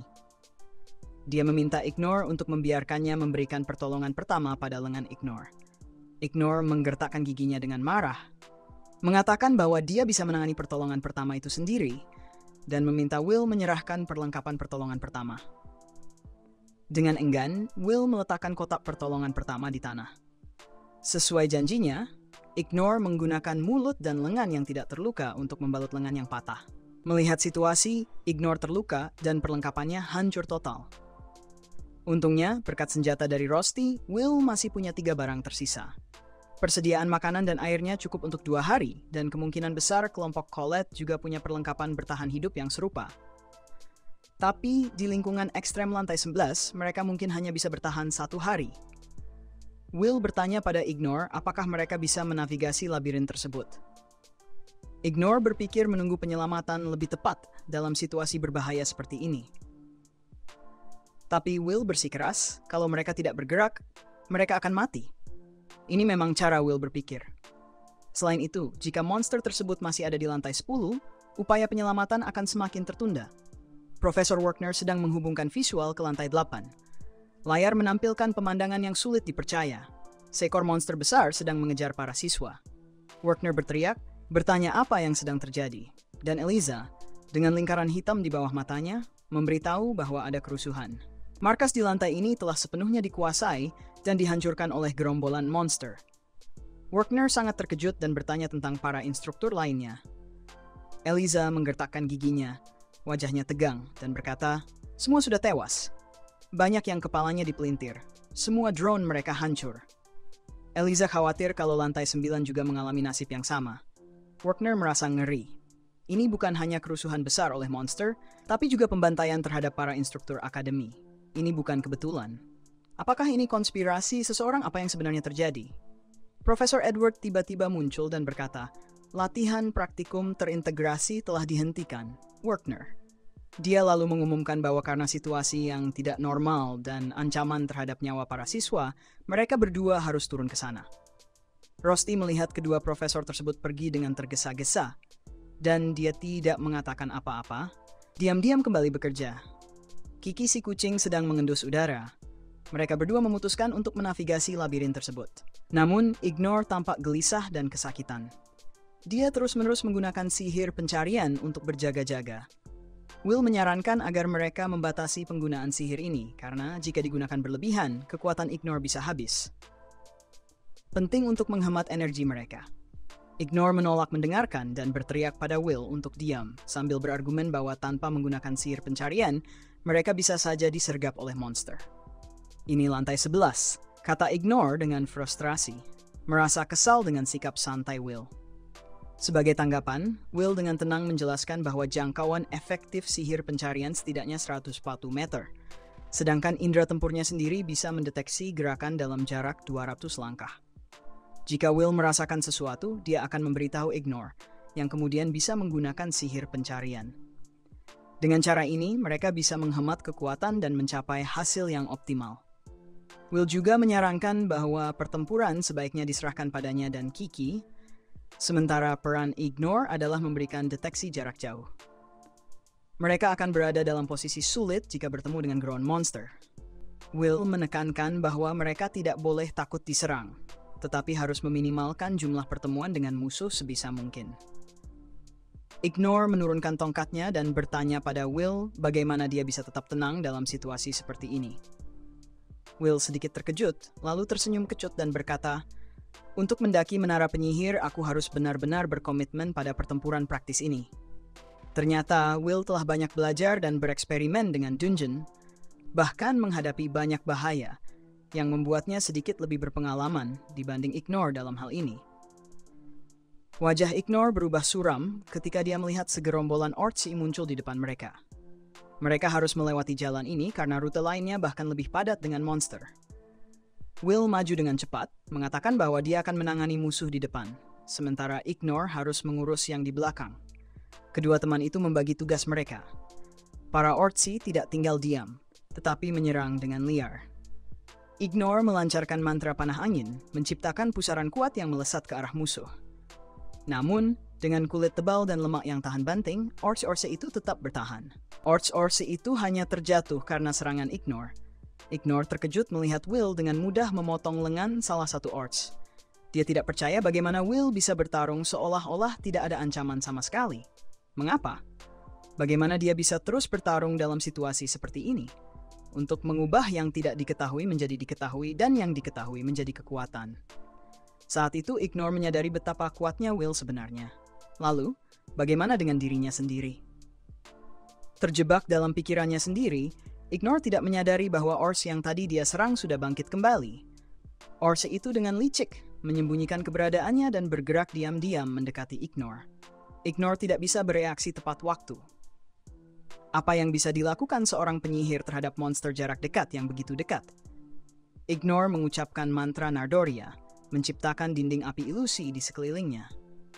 Will, yang masih bertarung, memperhatikan temannya dan melihat dinding api ilusi tersebut muncul. Namun monster itu tidak menunjukkan tanda-tanda berhenti. Ignore ketakutan dan mundur beberapa langkah dengan gemetar. Apakah binatang ini tidak terpengaruh oleh ilusi? Monster itu menembus dinding api dan sekarang membuka mulutnya yang besar, siap menelan Ignore bulat-bulat. Ignore menjerit ketakutan. Sementara Will masih sibuk bertarung, dia dengan cepat menyesuaikan pegangan pedangnya, lalu melemparkan pedang tersebut dengan putaran kuat yang meluncur lurus ke kepala Orsi di hadapan Ignore. Will tidak berhenti di situ. Dia segera bergerak maju, menebas secara horizontal ke arah Orsi tersebut. Tebasan itu membelah monster itu menjadi dua bagian. Sekarang Ignore mengerti kenapa Will menggunakan pedang pendek sebagai senjata lempar.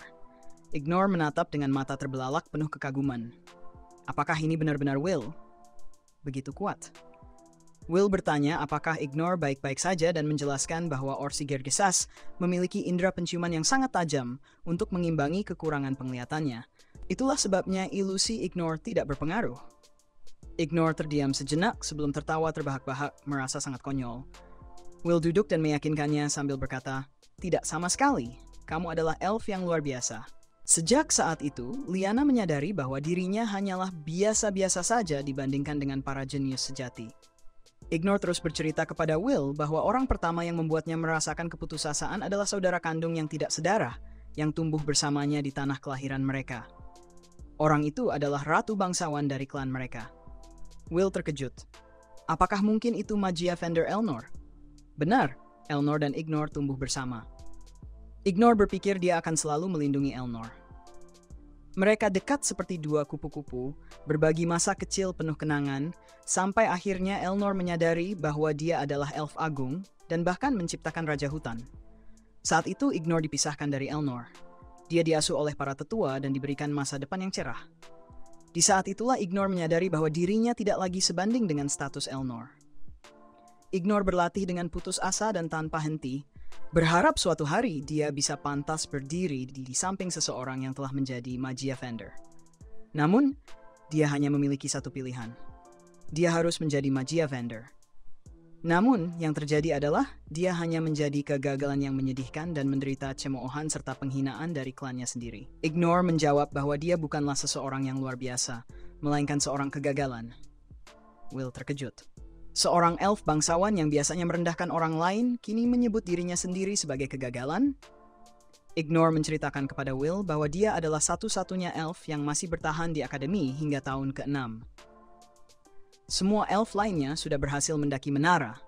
Itulah sebabnya dia selalu disebut dengan julukan seperti si tidak mampu dan aib klan.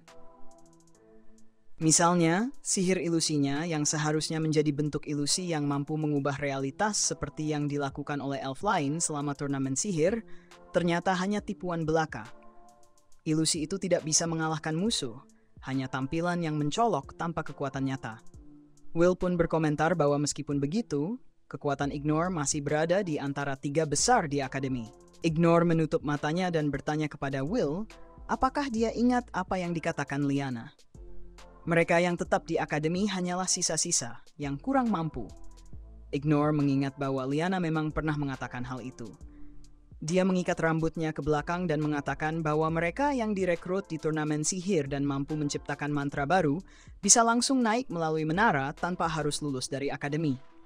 Selama 6 tahun terakhir, mereka hanya bisa menyaksikan para individu berbakat itu meninggalkan akademi satu persatu. Bukankah mereka, pada akhirnya, adalah sisa-sisa? Saat itu, Liana menyampaikan pemikiran serupa kepada Colette yang bereaksi dengan kuat, mengatakan bahwa meskipun mungkin benar, bukankah Liana juga dikenal sebagai Miss Perfect? Liana menjawab dengan nada suram, mengatakan bahwa pada akhirnya itu hanyalah obrolan di dalam akademi. Mereka seperti katak dalam sumur, tidak mampu memahami luasnya dunia. Lebih dari itu, Liana sendiri menyaksikannya secara langsung. Seorang mahasiswa tahun pertama, seperti dirinya waktu itu, telah naik ke gelar Magia Fender, Elvaria Albus Serfort, sang putri es. Ignore mencoba merendahkan para penyihir manusia lainnya untuk melupakan ketidakmampuannya sendiri, dan dia melihat dirinya sebagai elf yang jelek. Will duduk dan menyadari, jadi itu sebabnya aku selalu merasa ada kedekatan dengan Ignore. Ignore tidak mengerti dan membentak. Apa yang kamu bicarakan? Meskipun kamu mencoba menghiburku, aku hanya menjadi beban bagimu. Jadi lebih baik jika kamu meninggalkanku di sini dan pergi. Will berjanji bahwa dia tidak akan pernah melakukan itu. Bahkan mengatakan bahwa Ignore adalah elf yang sangat berbakat dan dia akan melindunginya sampai Ignore mendapatkan kembali semangatnya. Colette juga mengatakan kepada Liana bahwa dia mengerti perasaan ketidakmampuan dibandingkan dengan mereka yang berhasil mendaki menara. Namun, Colette mengetahui seorang pemuda yang, meskipun dianggap tidak mampu oleh dunia, tidak pernah berhenti mencoba, bahkan untuk 1 jam pun. Colette pun tersipu, percaya bahwa jika orang itu mendengar cerita Liana, dia pasti akan mengatakan bahwa semuanya akan baik-baik saja. Kembali bersama Will, Ignore menyeringai saat mereka berhadapan dengan sekelompok orc lagi. Setiap monster di sini luar biasa kuat dibandingkan dengan binatang dari lantai lain. Namun, Will mengalahkan semuanya sendiri, menumbangkan 1 monster setelah monster lainnya. Bahkan ular raksasa pun dipotong menjadi 2. Ignore bertanya-tanya bagaimana Will bisa memiliki daya tahan yang begitu luar biasa dan sudah berapa lama dia bertempur. Ignore benar-benar tidak bisa memahami bagaimana seorang siswa bisa bertarung begitu sengit dan bertahan begitu lama. Setelah mengalahkan ular, kaki Will bergetar sedikit dan napasnya terengah-engah. Tetapi dia masih bertanya kepada Ignore apakah dia baik-baik saja. Ignore melihat bahwa pakaian Will robek dan dia hampir tidak bisa berdiri. Namun, dia masih peduli pada orang lain?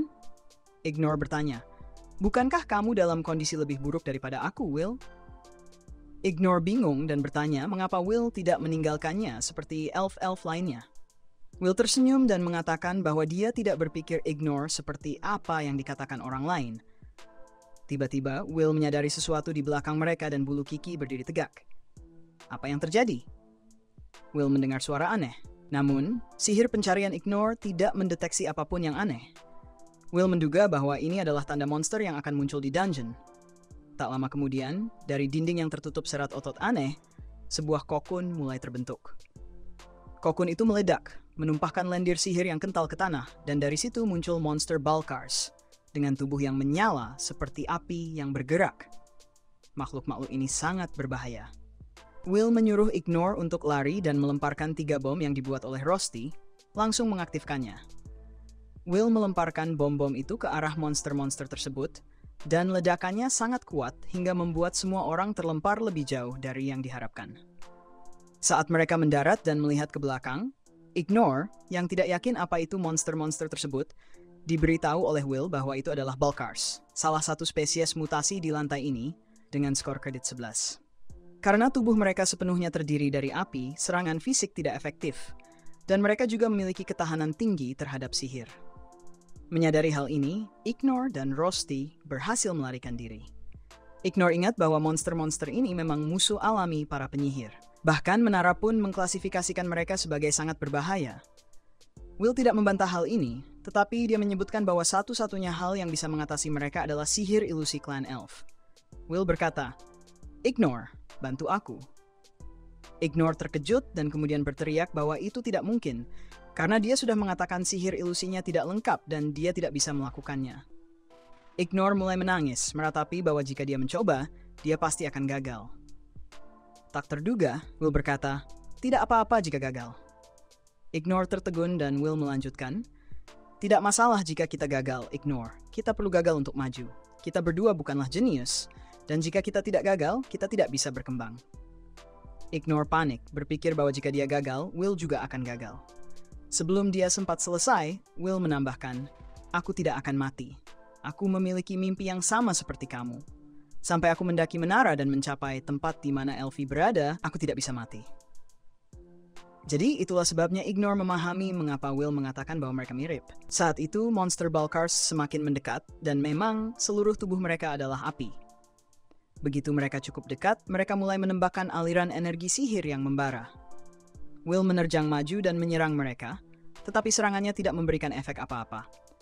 Ignore melihat bahwa pedang tidak efektif, jadi dia dengan gemetar mengangkat tongkatnya, berdoa dalam hati, "Tolong, berhasil."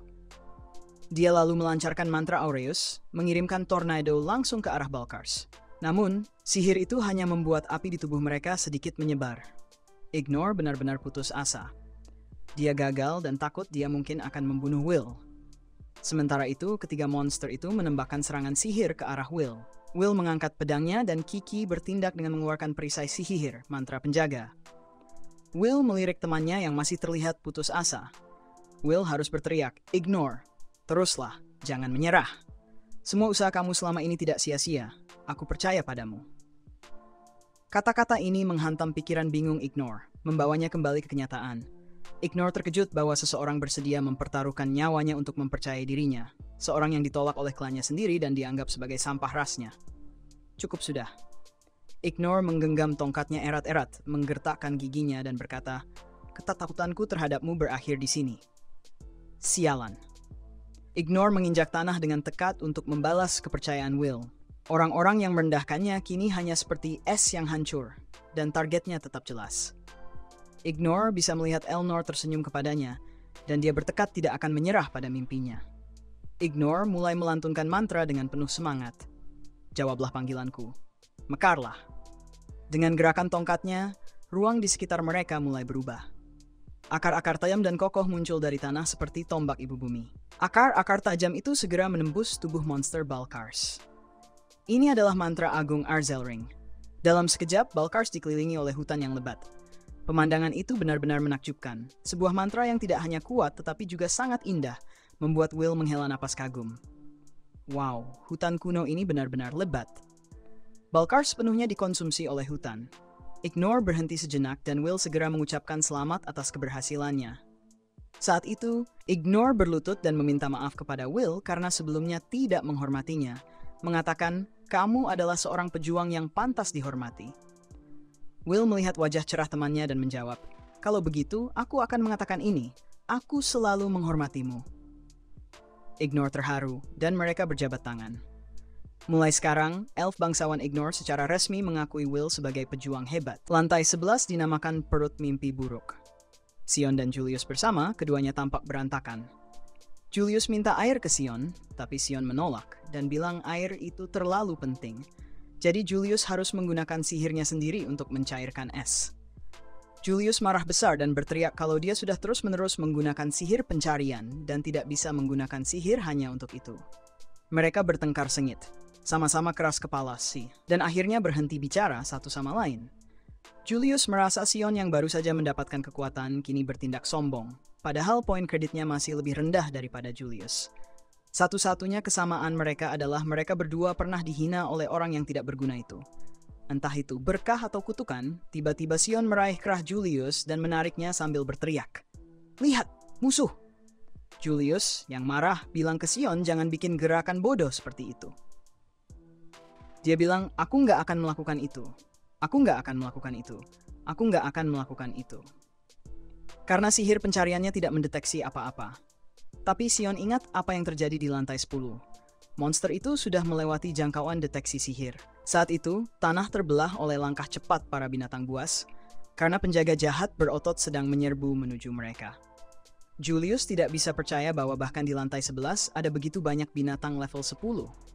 Apakah ini akibat dari monster di lantai 10? Sion menyuruh Julius untuk membuat klon.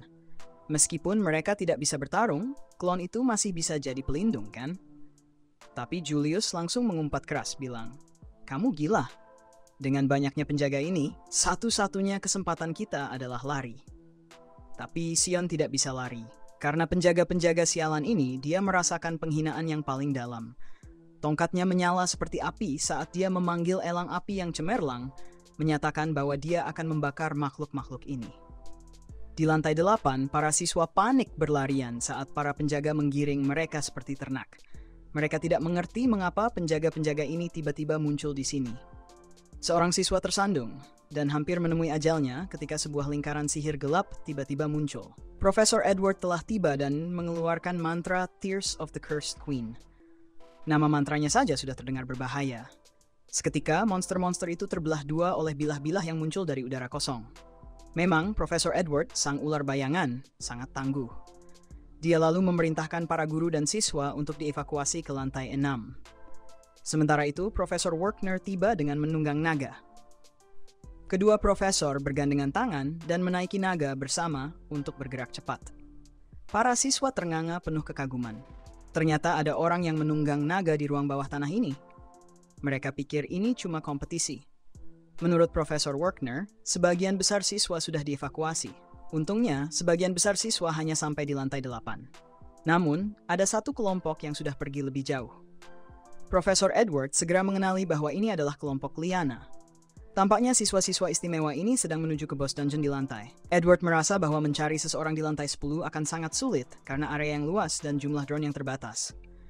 Namun, Profesor Werkner memiliki solusi. Ternyata hewan peliharaan Will, Kiki, diberikan oleh Werkner dan Kiki memiliki koneksi dengan kristal. Masalahnya adalah Will saat ini berada di lantai 11. Sementara itu, Liana dan Colette telah bepergian bersama selama waktu yang tidak diketahui. Liana menyebutkan bahwa sudah 16 jam sejak mereka terpisah, dan persediaan makanan mereka menipis. Meskipun mereka bisa beristirahat untuk melupakan rasa lapar mereka, monster-monster terus memburu mereka tanpa henti.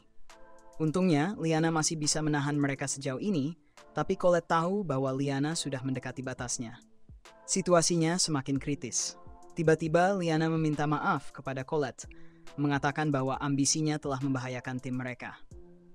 Colette tidak setuju, dengan cepat menyatakan bahwa ini hanya karena monster yang muncul di lantai 10.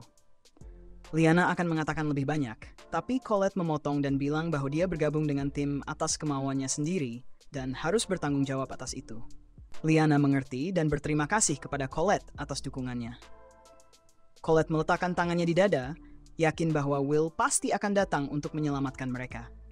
Tiba-tiba terdengarlah kaki mendekat. Colette merasa harapan. Berpikir mungkin itu Will, tapi langkah kakinya terdengar terlalu berat. Sementara itu, Will dan Sion berlari secepat mungkin. Ignore melaporkan bahwa ada tanda-tanda seorang penyihir di persimpangan yang akan datang. Saat mereka semakin dekat, mereka mengenali bahwa itu adalah Sion. Ternyata Sion telah mengalahkan seluruh kelompok penjaga, tapi wajahnya masih terlihat marah. Sion bisa merasakan konsentrasi aura sihir yang tinggi di area tersebut. Apakah Sion benar-benar mengalahkan semua penjaga itu sendiri? Tiba-tiba Julius menggeram. Sialan. Jangan cuma lihat dan pikir dia melakukannya sendirian. Aku juga ada di sini. Ternyata Julius dan Sion sedang berada dalam posisi sulit.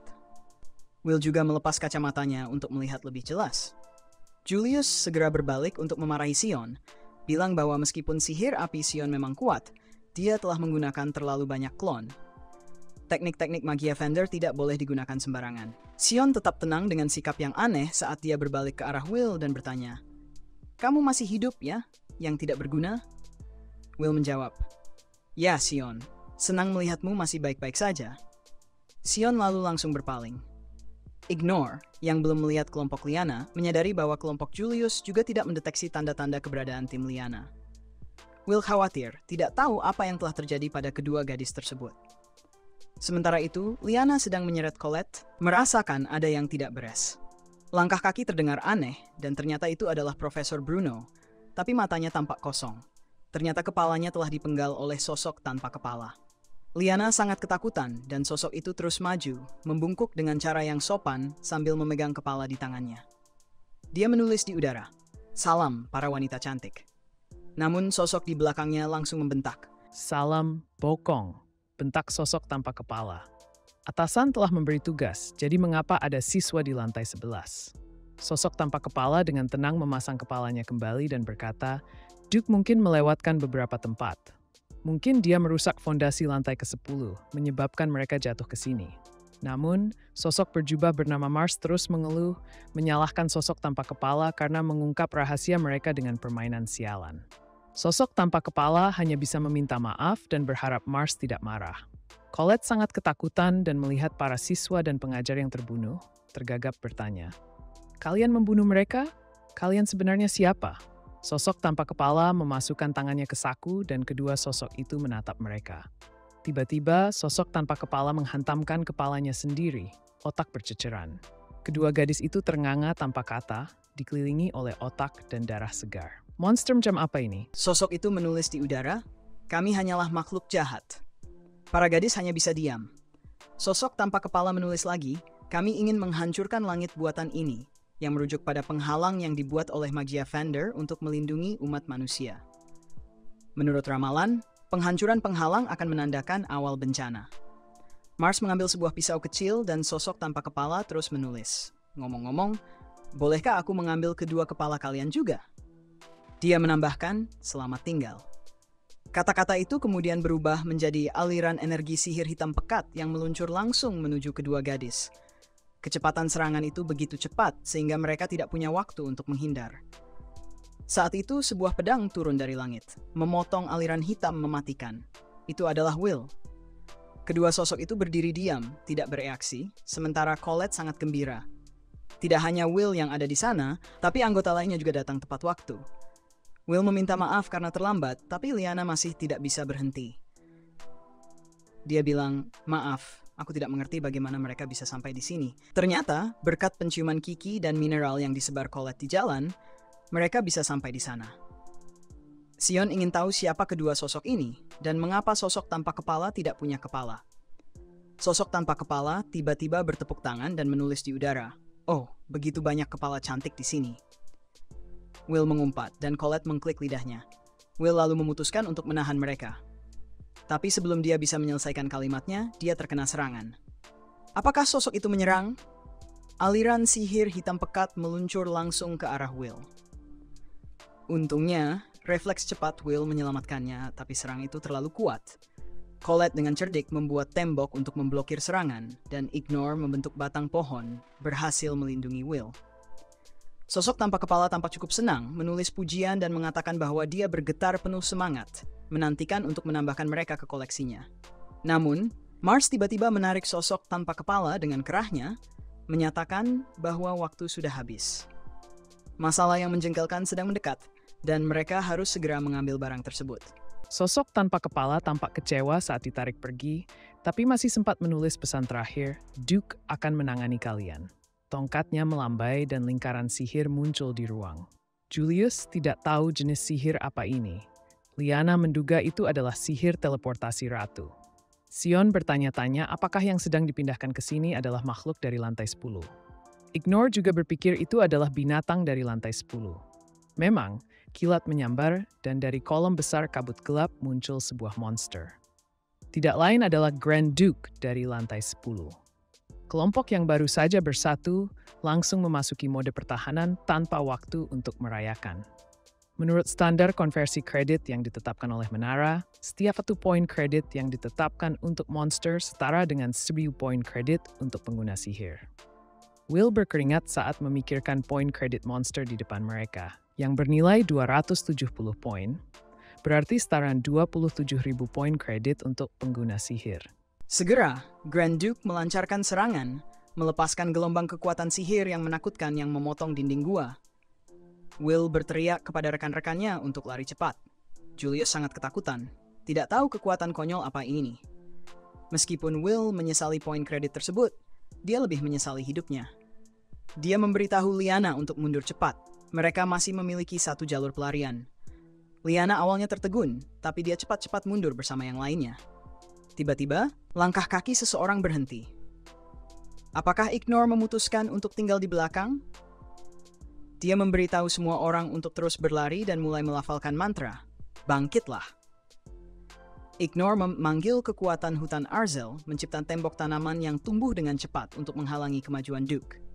Hutan tersebut dengan cepat menutupi monster, tapi Will mendesaknya untuk segera bergerak. Namun, hutan Ignore hanya bisa menahan monster untuk waktu yang singkat. Monster itu merobek hutan dan melihat ke langit, siap untuk menyerang. Kekuatan Ignore sangat kuat, tetapi hanya bisa menahan monster untuk waktu yang singkat. Bersiap untuk meluncurkan serangan, Ignore sangat ketakutan. Apakah monster ini mengabaikan sihir ilusi? Ignore tidak bisa menghindar tepat waktu. Dia adalah yang terdekat. Tiba-tiba, sebuah sosok melesat dengan cepat. Itu adalah Will yang berhasil menarik Ignore ke samping. Keduanya melompat keluar dari jangkauan serangan monster, dan kelompok itu jatuh ke tanah, selamat dari kematian dengan susah payah. Colette panik, bertanya monster apa itu. Kekuatan monster itu sangat menakutkan. Will menjawab bahwa itu adalah demon kelas tinggi dari level 25. Julius terkejut. Level 25 di sini? Liana menduga mungkin monster itu datang melalui sihir gerbang dari kedua sosok sebelumnya. Sion bertanya apakah mereka berhasil menghilangkan jejaknya. Will mengatakan belum. Monster itu masih mencarinya. Mereka melihat ke bawah dan melihat bahwa penjaga jahat dan sentinels mencium-cium di mana-mana. Kelompok itu berspekulasi bahwa perilaku ini mungkin diperintahkan oleh Duke. Julius kemudian menyadari bahwa level ini mungkin dikelilingi oleh sejumlah besar monster, membuat mereka hampir tidak mungkin melarikan diri. Tanpa makanan dan semua orang kelelahan, peluang mereka untuk bertahan hidup tampak suram. Liana tahu bahwa proses ini membunuh semangat mereka melalui keputusasaan lebih dulu dan dia tidak yakin apa yang harus dilakukan. Tiba-tiba, Will menyatakan, "Mari kita bertarung." Dia meletakkan tangannya di pedangnya dan melanjutkan, "Hanya ada satu cara untuk mengalahkan Grand Duke." Kelompok itu terkejut tetapi mendengarkannya.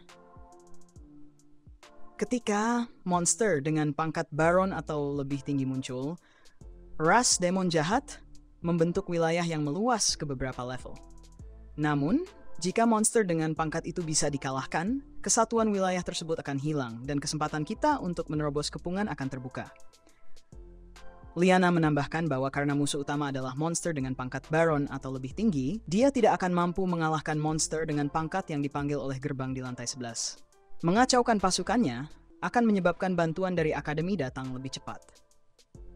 "Apa maksudmu begitu?" tanya Liana. Will mengangguk.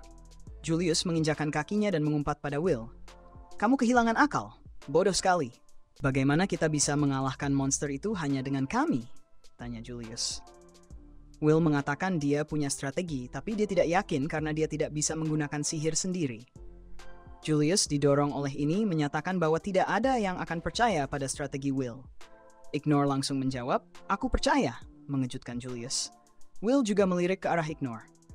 Ignore menjelaskan bahwa dia mempercayai Will tanpa syarat, karena Will telah menyelamatkannya berkali-kali dengan pengetahuan dan pengalamannya. Kemudian Colette merona dan menyatakan bahwa dia juga mempercayai Will. Will adalah penjelajah dungeon yang paling berpengalaman di antara mereka. Sion menambahkan bahwa lari hanya akan membuat kita terpojok, jadi kita tidak punya pilihan selain melawan.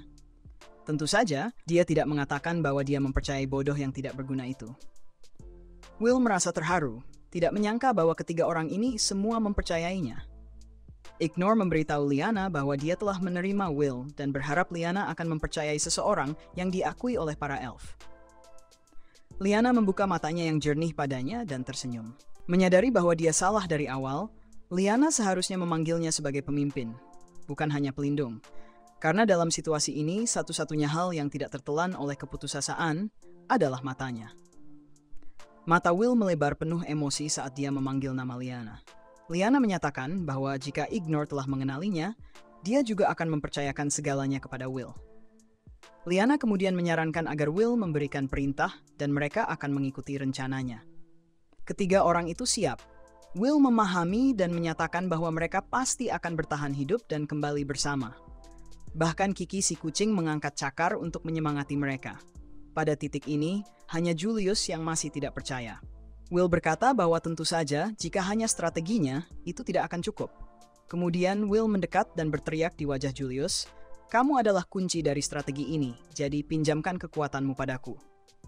Julius terkejut, tapi sebagai balasannya, Will berjanji akan menunjukkan trik sihir Elfie padanya. Julius langsung terdiam. Saat itu, Grand Duke terbang menuju mereka dan Julius siap. Dia mengangkat tangannya, memanggil penjara es dan badai es. Namun, klon ini segera hancur.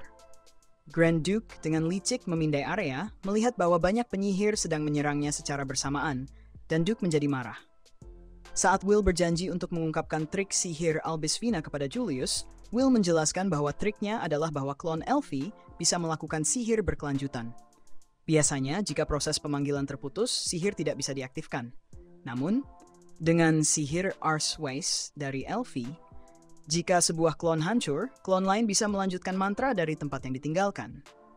Ini memungkinkan Julius untuk melakukan sihir tingkat tinggi dengan waktu pemanggilan yang lama. Julius yang bersembunyi di balik pilar mengumpat dalam hati. Sial, kau tidak tahu betapa sulitnya menggunakan sihir ini. Memaksaku melakukannya sendirian. Sementara itu, klon Julius masih terus mengucapkan mantra. Aku adalah pelindung, penjaga makam Nasir, kata monster itu. Will dengan cepat memerintahkan semua orang untuk menggunakan sihir level rendah sekalipun untuk membeli waktu. Ketiga orang itu mematuhi dan mulai menyerang. Monster itu diserang dari segala arah, tetapi serangan tersebut tidak memberikan kerusakan yang signifikan. Kelompok itu merasa cukup kecewa. Seperti yang dikatakan Will, sayapnya memang merupakan penghalang besi, sangat kokoh. Saat Will bergerak cepat di tanah, dia melompat tinggi dan mendekati musuh dari belakang, lalu turun dengan kecepatan yang luar biasa. Saat dia mendarat di monster itu, tercipta gelombang kejut yang kuat, membuat monster itu goyang. Will mulai mengayunkan senjatanya, tetapi monster itu tidak memberinya banyak waktu. Monster itu mengayunkan sayapnya untuk melemparkan Will, tapi Will berhasil melompat ke udara. Will tahu bahwa sayap itu, seperti yang dijelaskan, terlalu kuat, dan serangan mereka tidak bisa menembusnya. Satu-satunya pilihan yang tersisa adalah mencoba menggunakan sihir rosti. Will mampu menggunakan sihir rosti untuk menyerang monster, tetapi dia tidak bisa menggunakan bahan peledak rosti. Cakar pengait telah menempel erat pada sayapnya. Will melompat mundur. Sekarang tugas mereka adalah bertindak sebagai umpan untuk menjaga monster tetap sibuk sampai Julius bisa meluncurkan bombardir beratnya. Ledakan yang sangat keras terdengar dan Julius terkejut melihat si bodoh itu menari dengan Daemon di bawah. Klon masih belum menyelesaikan mantra. Akhirnya, baris terakhir selesai. Ini adalah sihir berat Armenta Ariscus. Ratusan pecahan es tajam muncul di ruang kosong, mengarah langsung ke monster dan menembakkan aliran sihir pembekuan yang mengerikan dari langit, menciptakan gelombang kejut yang sangat besar. Julius terengah-engah, semua orang menahan napas dengan harapan dan Colette tidak stabil di kakinya. Will meluncur mundur. Mata Colette membelalak saat dia melihat monster itu menahan kekuatan penuh serangan meriam utama Julius. Ignore menyadari bahwa monster itu telah beralih ke posisi bertahan. Will berpikir bahwa karena monster itu bernilai 270 poin, monster itu mungkin saja mampu menahan serangan baru-baru ini. Dengan demikian, dia memiliki rencana. Akhirnya ada Lyanna. Dia telah menyelesaikan peningkatannya, seluruh tubuhnya dikelilingi oleh petir. Ini adalah sihir Owen Seek Resol 2 Argus. Lyanna melesat maju. Meskipun monster itu telah bertahan dari serangan meriam, sayapnya sekarang kurang gesit karena efek pengikatan es. Dengan percepatan Lyanna, dia akan memanfaatkan momen tersebut dan menyerang tepat di titik terlemah di dadanya. Lyanna berteriak saat dia mengerahkan seluruh kekuatannya ke dalam serangan. Pedang petirnya mengarah langsung ke titik itu. Namun, saat dia menusukkan pedangnya ke dada, tiba-tiba muncul mantra pelindung. Apakah itu lingkaran jarak jauh? Sistem pertahanan otomatis yang dipasang pada monster sejak awal? Apakah itu diukir oleh kedua penyihir itu? Intersepsi penghalang? Lyanna tidak percaya pada matanya dan kehilangan fokus, jatuh tak berdaya. Will berteriak memanggil namanya dan melesat maju. Monster itu bersiap untuk melawan. Apakah Will bisa menyelamatkannya tepat waktu? Monster itu miring ke belakang, dan dari dadanya ribuan peluru sihir meledak seperti kawanan lebah yang marah. Will mengangkat Lyanna di tengah hujan peluru, berteriak memanggil Kiki. Kiki melompat, menggunakan sihir pelindung hewan untuk melindungi mereka. Sayangnya, itu hanya mampu menahan satu serangan sebelum hancur. Sebuah peluru lain melesat langsung ke wajah Will, menghancurkan kacamatanya. Keduanya jatuh bebas. Apakah Will putus asa? Kacamata itu, hadiah berharga dari Elfie, hancur. Sial, apa dia seperti makhluk tak bernyawa, bahkan sampai melepaskan Lyanna. Kelompok itu menahan napas. Takut mereka nyaris lolos dari maut, tetapi keduanya masih jatuh dari ketinggian beberapa puluh meter. Sebuah jatuh yang pasti akan mematikan. Ignore dengan cepat berlari dan menggunakan sihir angin untuk memperlambat kejatuhan mereka. Sion membantu Julius yang kelelahan dan untungnya Lyanna terluka. Dia menatap gelas pecahnya dengan tatapan suram, pikirannya tampak hancur. Sementara itu, monster itu sudah menembus penghalang es dan melesat maju, siap melancarkan pukulan. Seketika, kelompok itu terjebak dalam kepanikan. Lyanna memberitahu semua orang untuk mundur, pergi jauh dari situ, dan dia akan memberi mereka waktu, meskipun itu berarti kematiannya sendiri. Colette tidak mengerti apa yang dikatakan Lyanna. Liana mengungkapkan bahwa ini adalah kewajibannya. Colette berteriak, "Tidak, kamu tidak bisa melakukan itu." Tapi Liana dengan tenang menjawab, "Tahukah kamu mengapa keluarga Owenshaw memiliki masa hidup yang begitu singkat? Karena kami, para ksatria, adalah perisai bagi rekan-rekan kami." Dengan itu dia berdiri tegak dan penuh tekad. Kelompok itu terdiam oleh semangat keberanian para ksatria. Hati mereka meleleh. Ignor mengatakan bahwa dia juga akan mengikuti Liana. Dia terkejut dan Ignor menjelaskan bahwa selain Liana, ada satu orang lagi yang dia hormati, yaitu Will. Keduanya sepakat dan berlari bersama. Colette memanggil nama-nama mereka, tapi sudah terlambat. Julius bertanya, apa yang harus mereka lakukan sekarang? Sion berpikir satu-satunya pilihan mereka adalah melarikan diri. Tapi melihat kedua orang itu siap menghadapi kematian, dia tahu mereka mungkin akan mati. Sion berkata mereka tidak bisa membiarkan kematian mereka sia-sia dan mereka harus segera melarikan diri. Namun, melihat rekan-rekannya mati demi dirinya adalah perasaan yang tak tertahankan dan Sion menelan ludah dengan berat. Tiba-tiba, Will berkata kepada Sion, "Pukuli aku, Sion." Sion terkejut dan bingung karena Will bergetar tanpa henti. Kacamata berharga dari Elfie hancur dan tanpa artefak janji itu, Will tidak bisa menekan ketakutannya. Sion segera memegangi Will dan berteriak, "Hei, pengecut, bukankah kamu yang memulai semua ini? Kamu memberi kami sesuatu yang disebut harapan." Sion memukul Will dengan keras, membuatnya terlempar mundur. Sion terus berteriak bahwa baik Ignor maupun Liana telah mengorbankan diri mereka, dan Will malah ketakutan seperti ini. Colette mulai terisak, lalu dia berteriak kepada Sion untuk berhenti. Sion terus memukul wajah Will dan berteriak kepadanya untuk berdiri dan bertanggung jawab atas situasi berbahaya ini. Sion terus melampiaskan semua frustrasinya pada Will, hingga Will menahan pukulan terakhir. Julius dan Colette menyaksikan melihat bahwa setelah pukulan Sion, dia terengah-engah. Will menahan tangan Sion dan mengucapkan terima kasih, mengatakan bahwa tindakan Sion telah menghentikannya dari getaran, bahkan membuatnya tersenyum. Will terpincang-pincang berdiri, menarik pedangnya, mengusap debu dari matanya, dan mengingatkan Colette untuk merawat Kiki. Kemudian dia mulai bergerak lambat sebelum melesat seperti kilat. Sion masih tidak mengerti. Bagaimana mungkin Will tidak menunjukkan tanda ketakutan? Colette menangis dan berkata, "Dia sangat takut, bahkan sekarang atau kapan saja. Dia selalu takut." Sion tidak percaya. Jadi Colette bertanya apakah Sion pernah memegang pedang. Ketika Sion tidak mengerti kenapa dia bertanya, Colette bertanya lagi apakah Sion pernah memegang pedang. Dia menjelaskan bahwa meskipun tongkat bisa menyerang dari jarak jauh, pedang memerlukan pertempuran jarak dekat. Bahkan jika musuh lebih besar dan lebih kuat, Will selalu harus terlibat langsung. Colette bertanya kepada Sion apakah dia pernah membayangkan betapa menakutkannya itu. Sion tampak mulai mengerti. Colette menambahkan bahwa Will adalah seseorang yang dulu mudah menangis dan sangat takut harus melarikan diri, tapi apa yang orang sebut keberanian adalah menghadapi ketakutan itu. Will telah menghadapi dan melawan Duke. Sion terkejut setelah mendengar ini. Colette memutuskan bahwa dia juga akan bertarung, meninggalkan Sion sendirian. Sion marah dan berteriak padanya untuk tidak bersikap lebih baik. Sementara itu, Will berlari-lari di bawah tembakan dahsyat dari monster. Will tahu dia tidak cukup gesit untuk menghadapi musuh dengan pertahanan yang sangat kuat. Kuncinya adalah menghancurkan sayapnya. Jika dia bisa melakukannya, peluang kemenangan akan terbuka.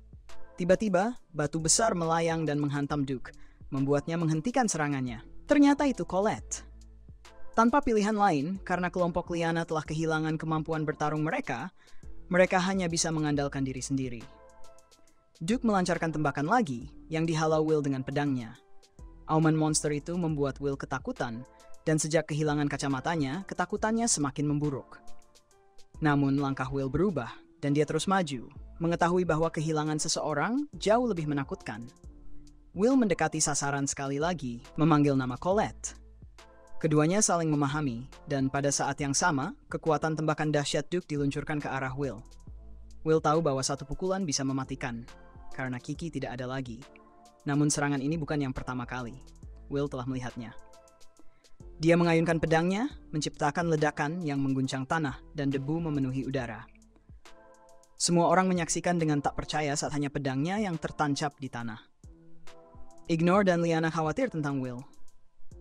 Monster itu tampaknya sedang mengejek mereka. Tiba-tiba, langkah kaki yang tenang terdengar dan Will melompat tinggi ke udara tepat di atas musuh. Ini adalah taktik andalannya. Pada saat yang sama, Colette mulai melantunkan mantra.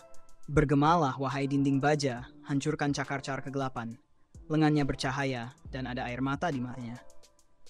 Semua kekuatan sihir Colette digunakan habis-habisan untuk membantu Will saat itu juga. Pedang Will diperkuat oleh sihir Colette.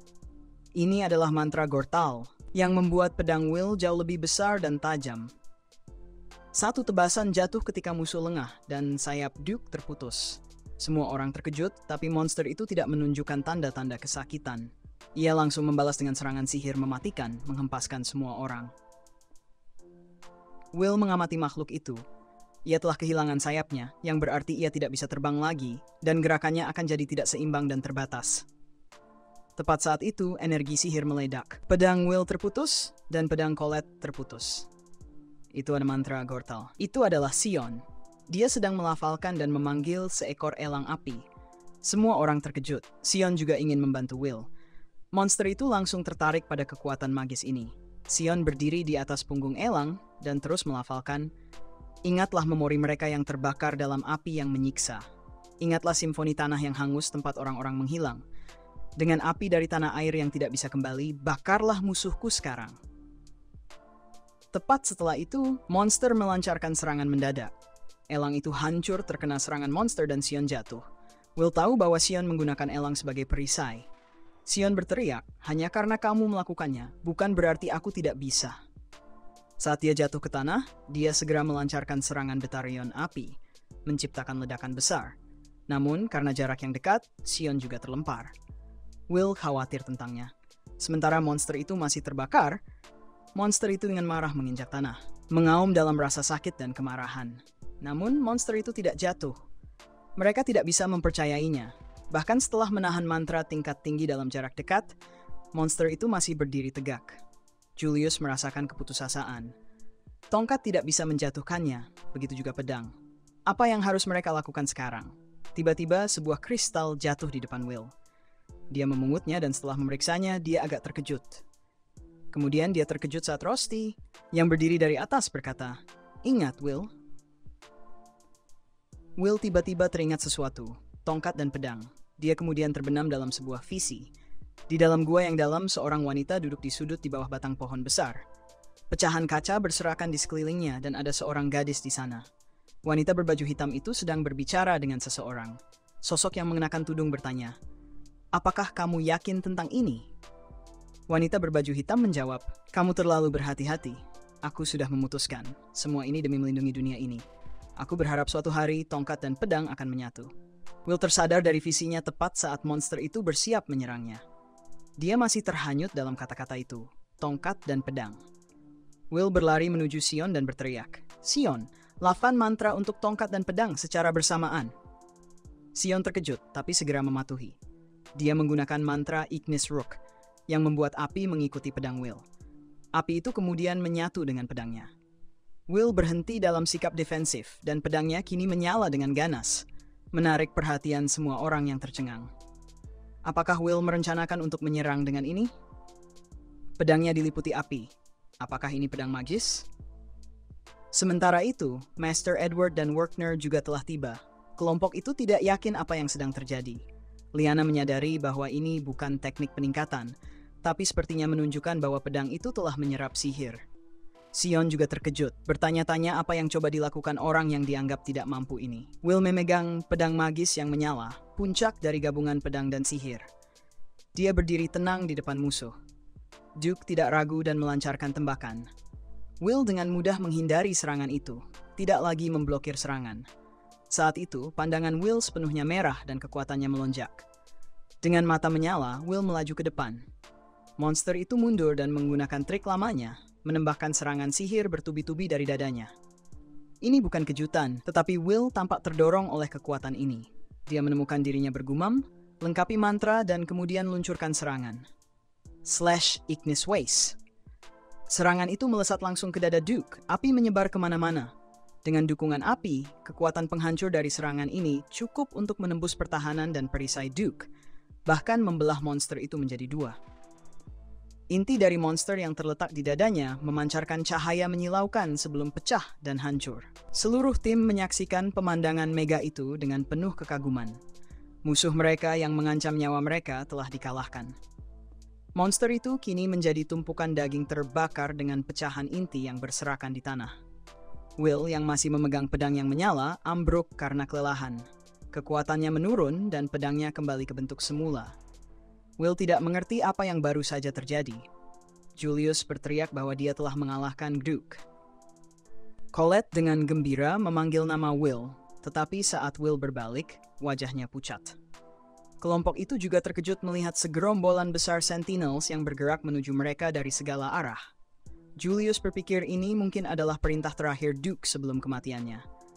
Colette tidak mengharapkan situasi ini. Will telah memaksakan dirinya hingga batas untuk mengalahkan bos. Liana tahu bahwa tidak ada di antara mereka yang tersisa kekuatan bertarung. Dalam frustrasinya, Sion berteriak marah dan Master Werkner serta Edward yang melihat situasinya merasa mendorong semua orang untuk bergerak cepat. Melihat kristal, Master Werkner khawatir mereka mungkin tidak akan tiba tepat waktu. Sentinel pertama menyerang Julius, membuatnya panik. Satu pukulan dari monster ini akan menjadi akhir bagi Julius. Tiba-tiba, terdengar suara gemerincing dari sebuah tongkat. Penghakiman, hancurkan raja yang berpura-pura baik. Mantra Loa Ersa dilafalkan dan kolom-kolom petir besar menerjang udara, menghancurkan semua monster dan menyelamatkan kelompok Will. Will menyadari ini adalah sihir destruktif tingkat tinggi, tetapi siapa yang bisa melafalkannya? Melalui debu, sekelompok individu berpakaian aneh berdiri di atas batu tinggi. Sion melihat tongkat tersebut dan tampak mengalami pencerahan. Master Werkner dan Edward tiba dan bertanya, "Siapa kalian?" Pria itu melepaskan tudungnya, mengungkapkan dirinya sebagai Raja Aron Matelius, Raja Lama. Matanya memang unik. Dia adalah Raja Magia Vander, penyihir terkuat. Colette terkejut. Kenapa dia di sini? Will bertanya-tanya apakah dia telah menjelajah ke level terdalam dari dungeon ini. Aron berkata bahwa berkah cahaya telah diberikan kepada mereka yang telah bertarung dan mengatasi kegelapan dungeon. Kalian semua telah bertarung dengan berani. Oh, anak-anak sihir. Kata-kata emasnya membuat orang-orang di bawah terharu. Tiba-tiba, teriakan penuh kegembiraan Julius menghancurkan suasana. Air mata kebahagiaannya menggema di seluruh area. Semua penyihir membungkuk hormat kepada raja yang bersinar. Sementara itu, tatapan Will tertuju pada seorang bocah yang membawa perlengkapan untuk rombongan raja yang bersinar. Bocah itu tampak familiar. Bocah itu berkata dengan terkejut, "Masih ada pedang yang hidup?" Raja yang bersinar juga menoleh untuk melihat Will. Bocah itu meletakkan muatannya dan mendekat bertanya, "Siapa namamu?" Will menjawab, "Aku Will Surfort. Dan kamu?" Bocah itu tersenyum sinis sebelum dengan ceria menjawab, "Aku Finn." Keduanya berjabat tangan dan Will kemungkinan tidak akan pernah melupakan perasaan ini. Sementara itu, kedua karakter aneh tersebut telah menyelesaikan tugas mereka. Marn percaya bahwa mengambil ini adalah keputusan yang tepat. Itu adalah pedang yang agak aneh dengan banyak urat pada bilahnya. Marn berpikir bahwa jika mereka dikejar, mereka tidak akan bisa mengambilnya kembali. Sayangnya, mereka harus bertemu dengan kelompok itu. Tapi tidak menulis di langit bahwa bagaimanapun, kami telah menyelesaikan misi kami. Dengan ini, pesta neraka akan segera dimulai. Kembali ke akademi pada hari yang terik dengan suhu 40 derajat. Suasana dipenuhi dengan kesedihan yang belum pernah terjadi sebelumnya akibat kejadian yang belum pernah terjadi sebelumnya. Pertarungan menyeluruh telah selesai. 11 orang tewas, semuanya adalah anggota fakultas akademi. Berkat usaha dari fakultas yang selamat, tidak ada siswa yang harus meninggalkan akademi. Setelah mengumpulkan kesaksian para saksi tentang dalang dari insiden tersebut, surat perintah dikeluarkan, meskipun tidak ditemukan petunjuk. Waktu terus berlalu, tidak peduli dengan luka yang belum sembuh. Kelas harus tetap dilanjutkan. Master Werkner di depan kelas berkata, "Banyak dari kalian mungkin masih merasa tidak tenang, tetapi meskipun begitu, kita tidak bisa membiarkan kalian stagnan." Master Werkner mengumumkan bahwa ujian akhir akan segera dimulai. Colette mendengar pengumuman itu membisikkan tekadnya, sementara Will menghela napas dalam-dalam, menyadari bahwa dia harus belajar siang dan malam untuk ujian tersebut. Musim pertama berakhir di sini, semuanya. Bagaimana menurut kalian cerita ini?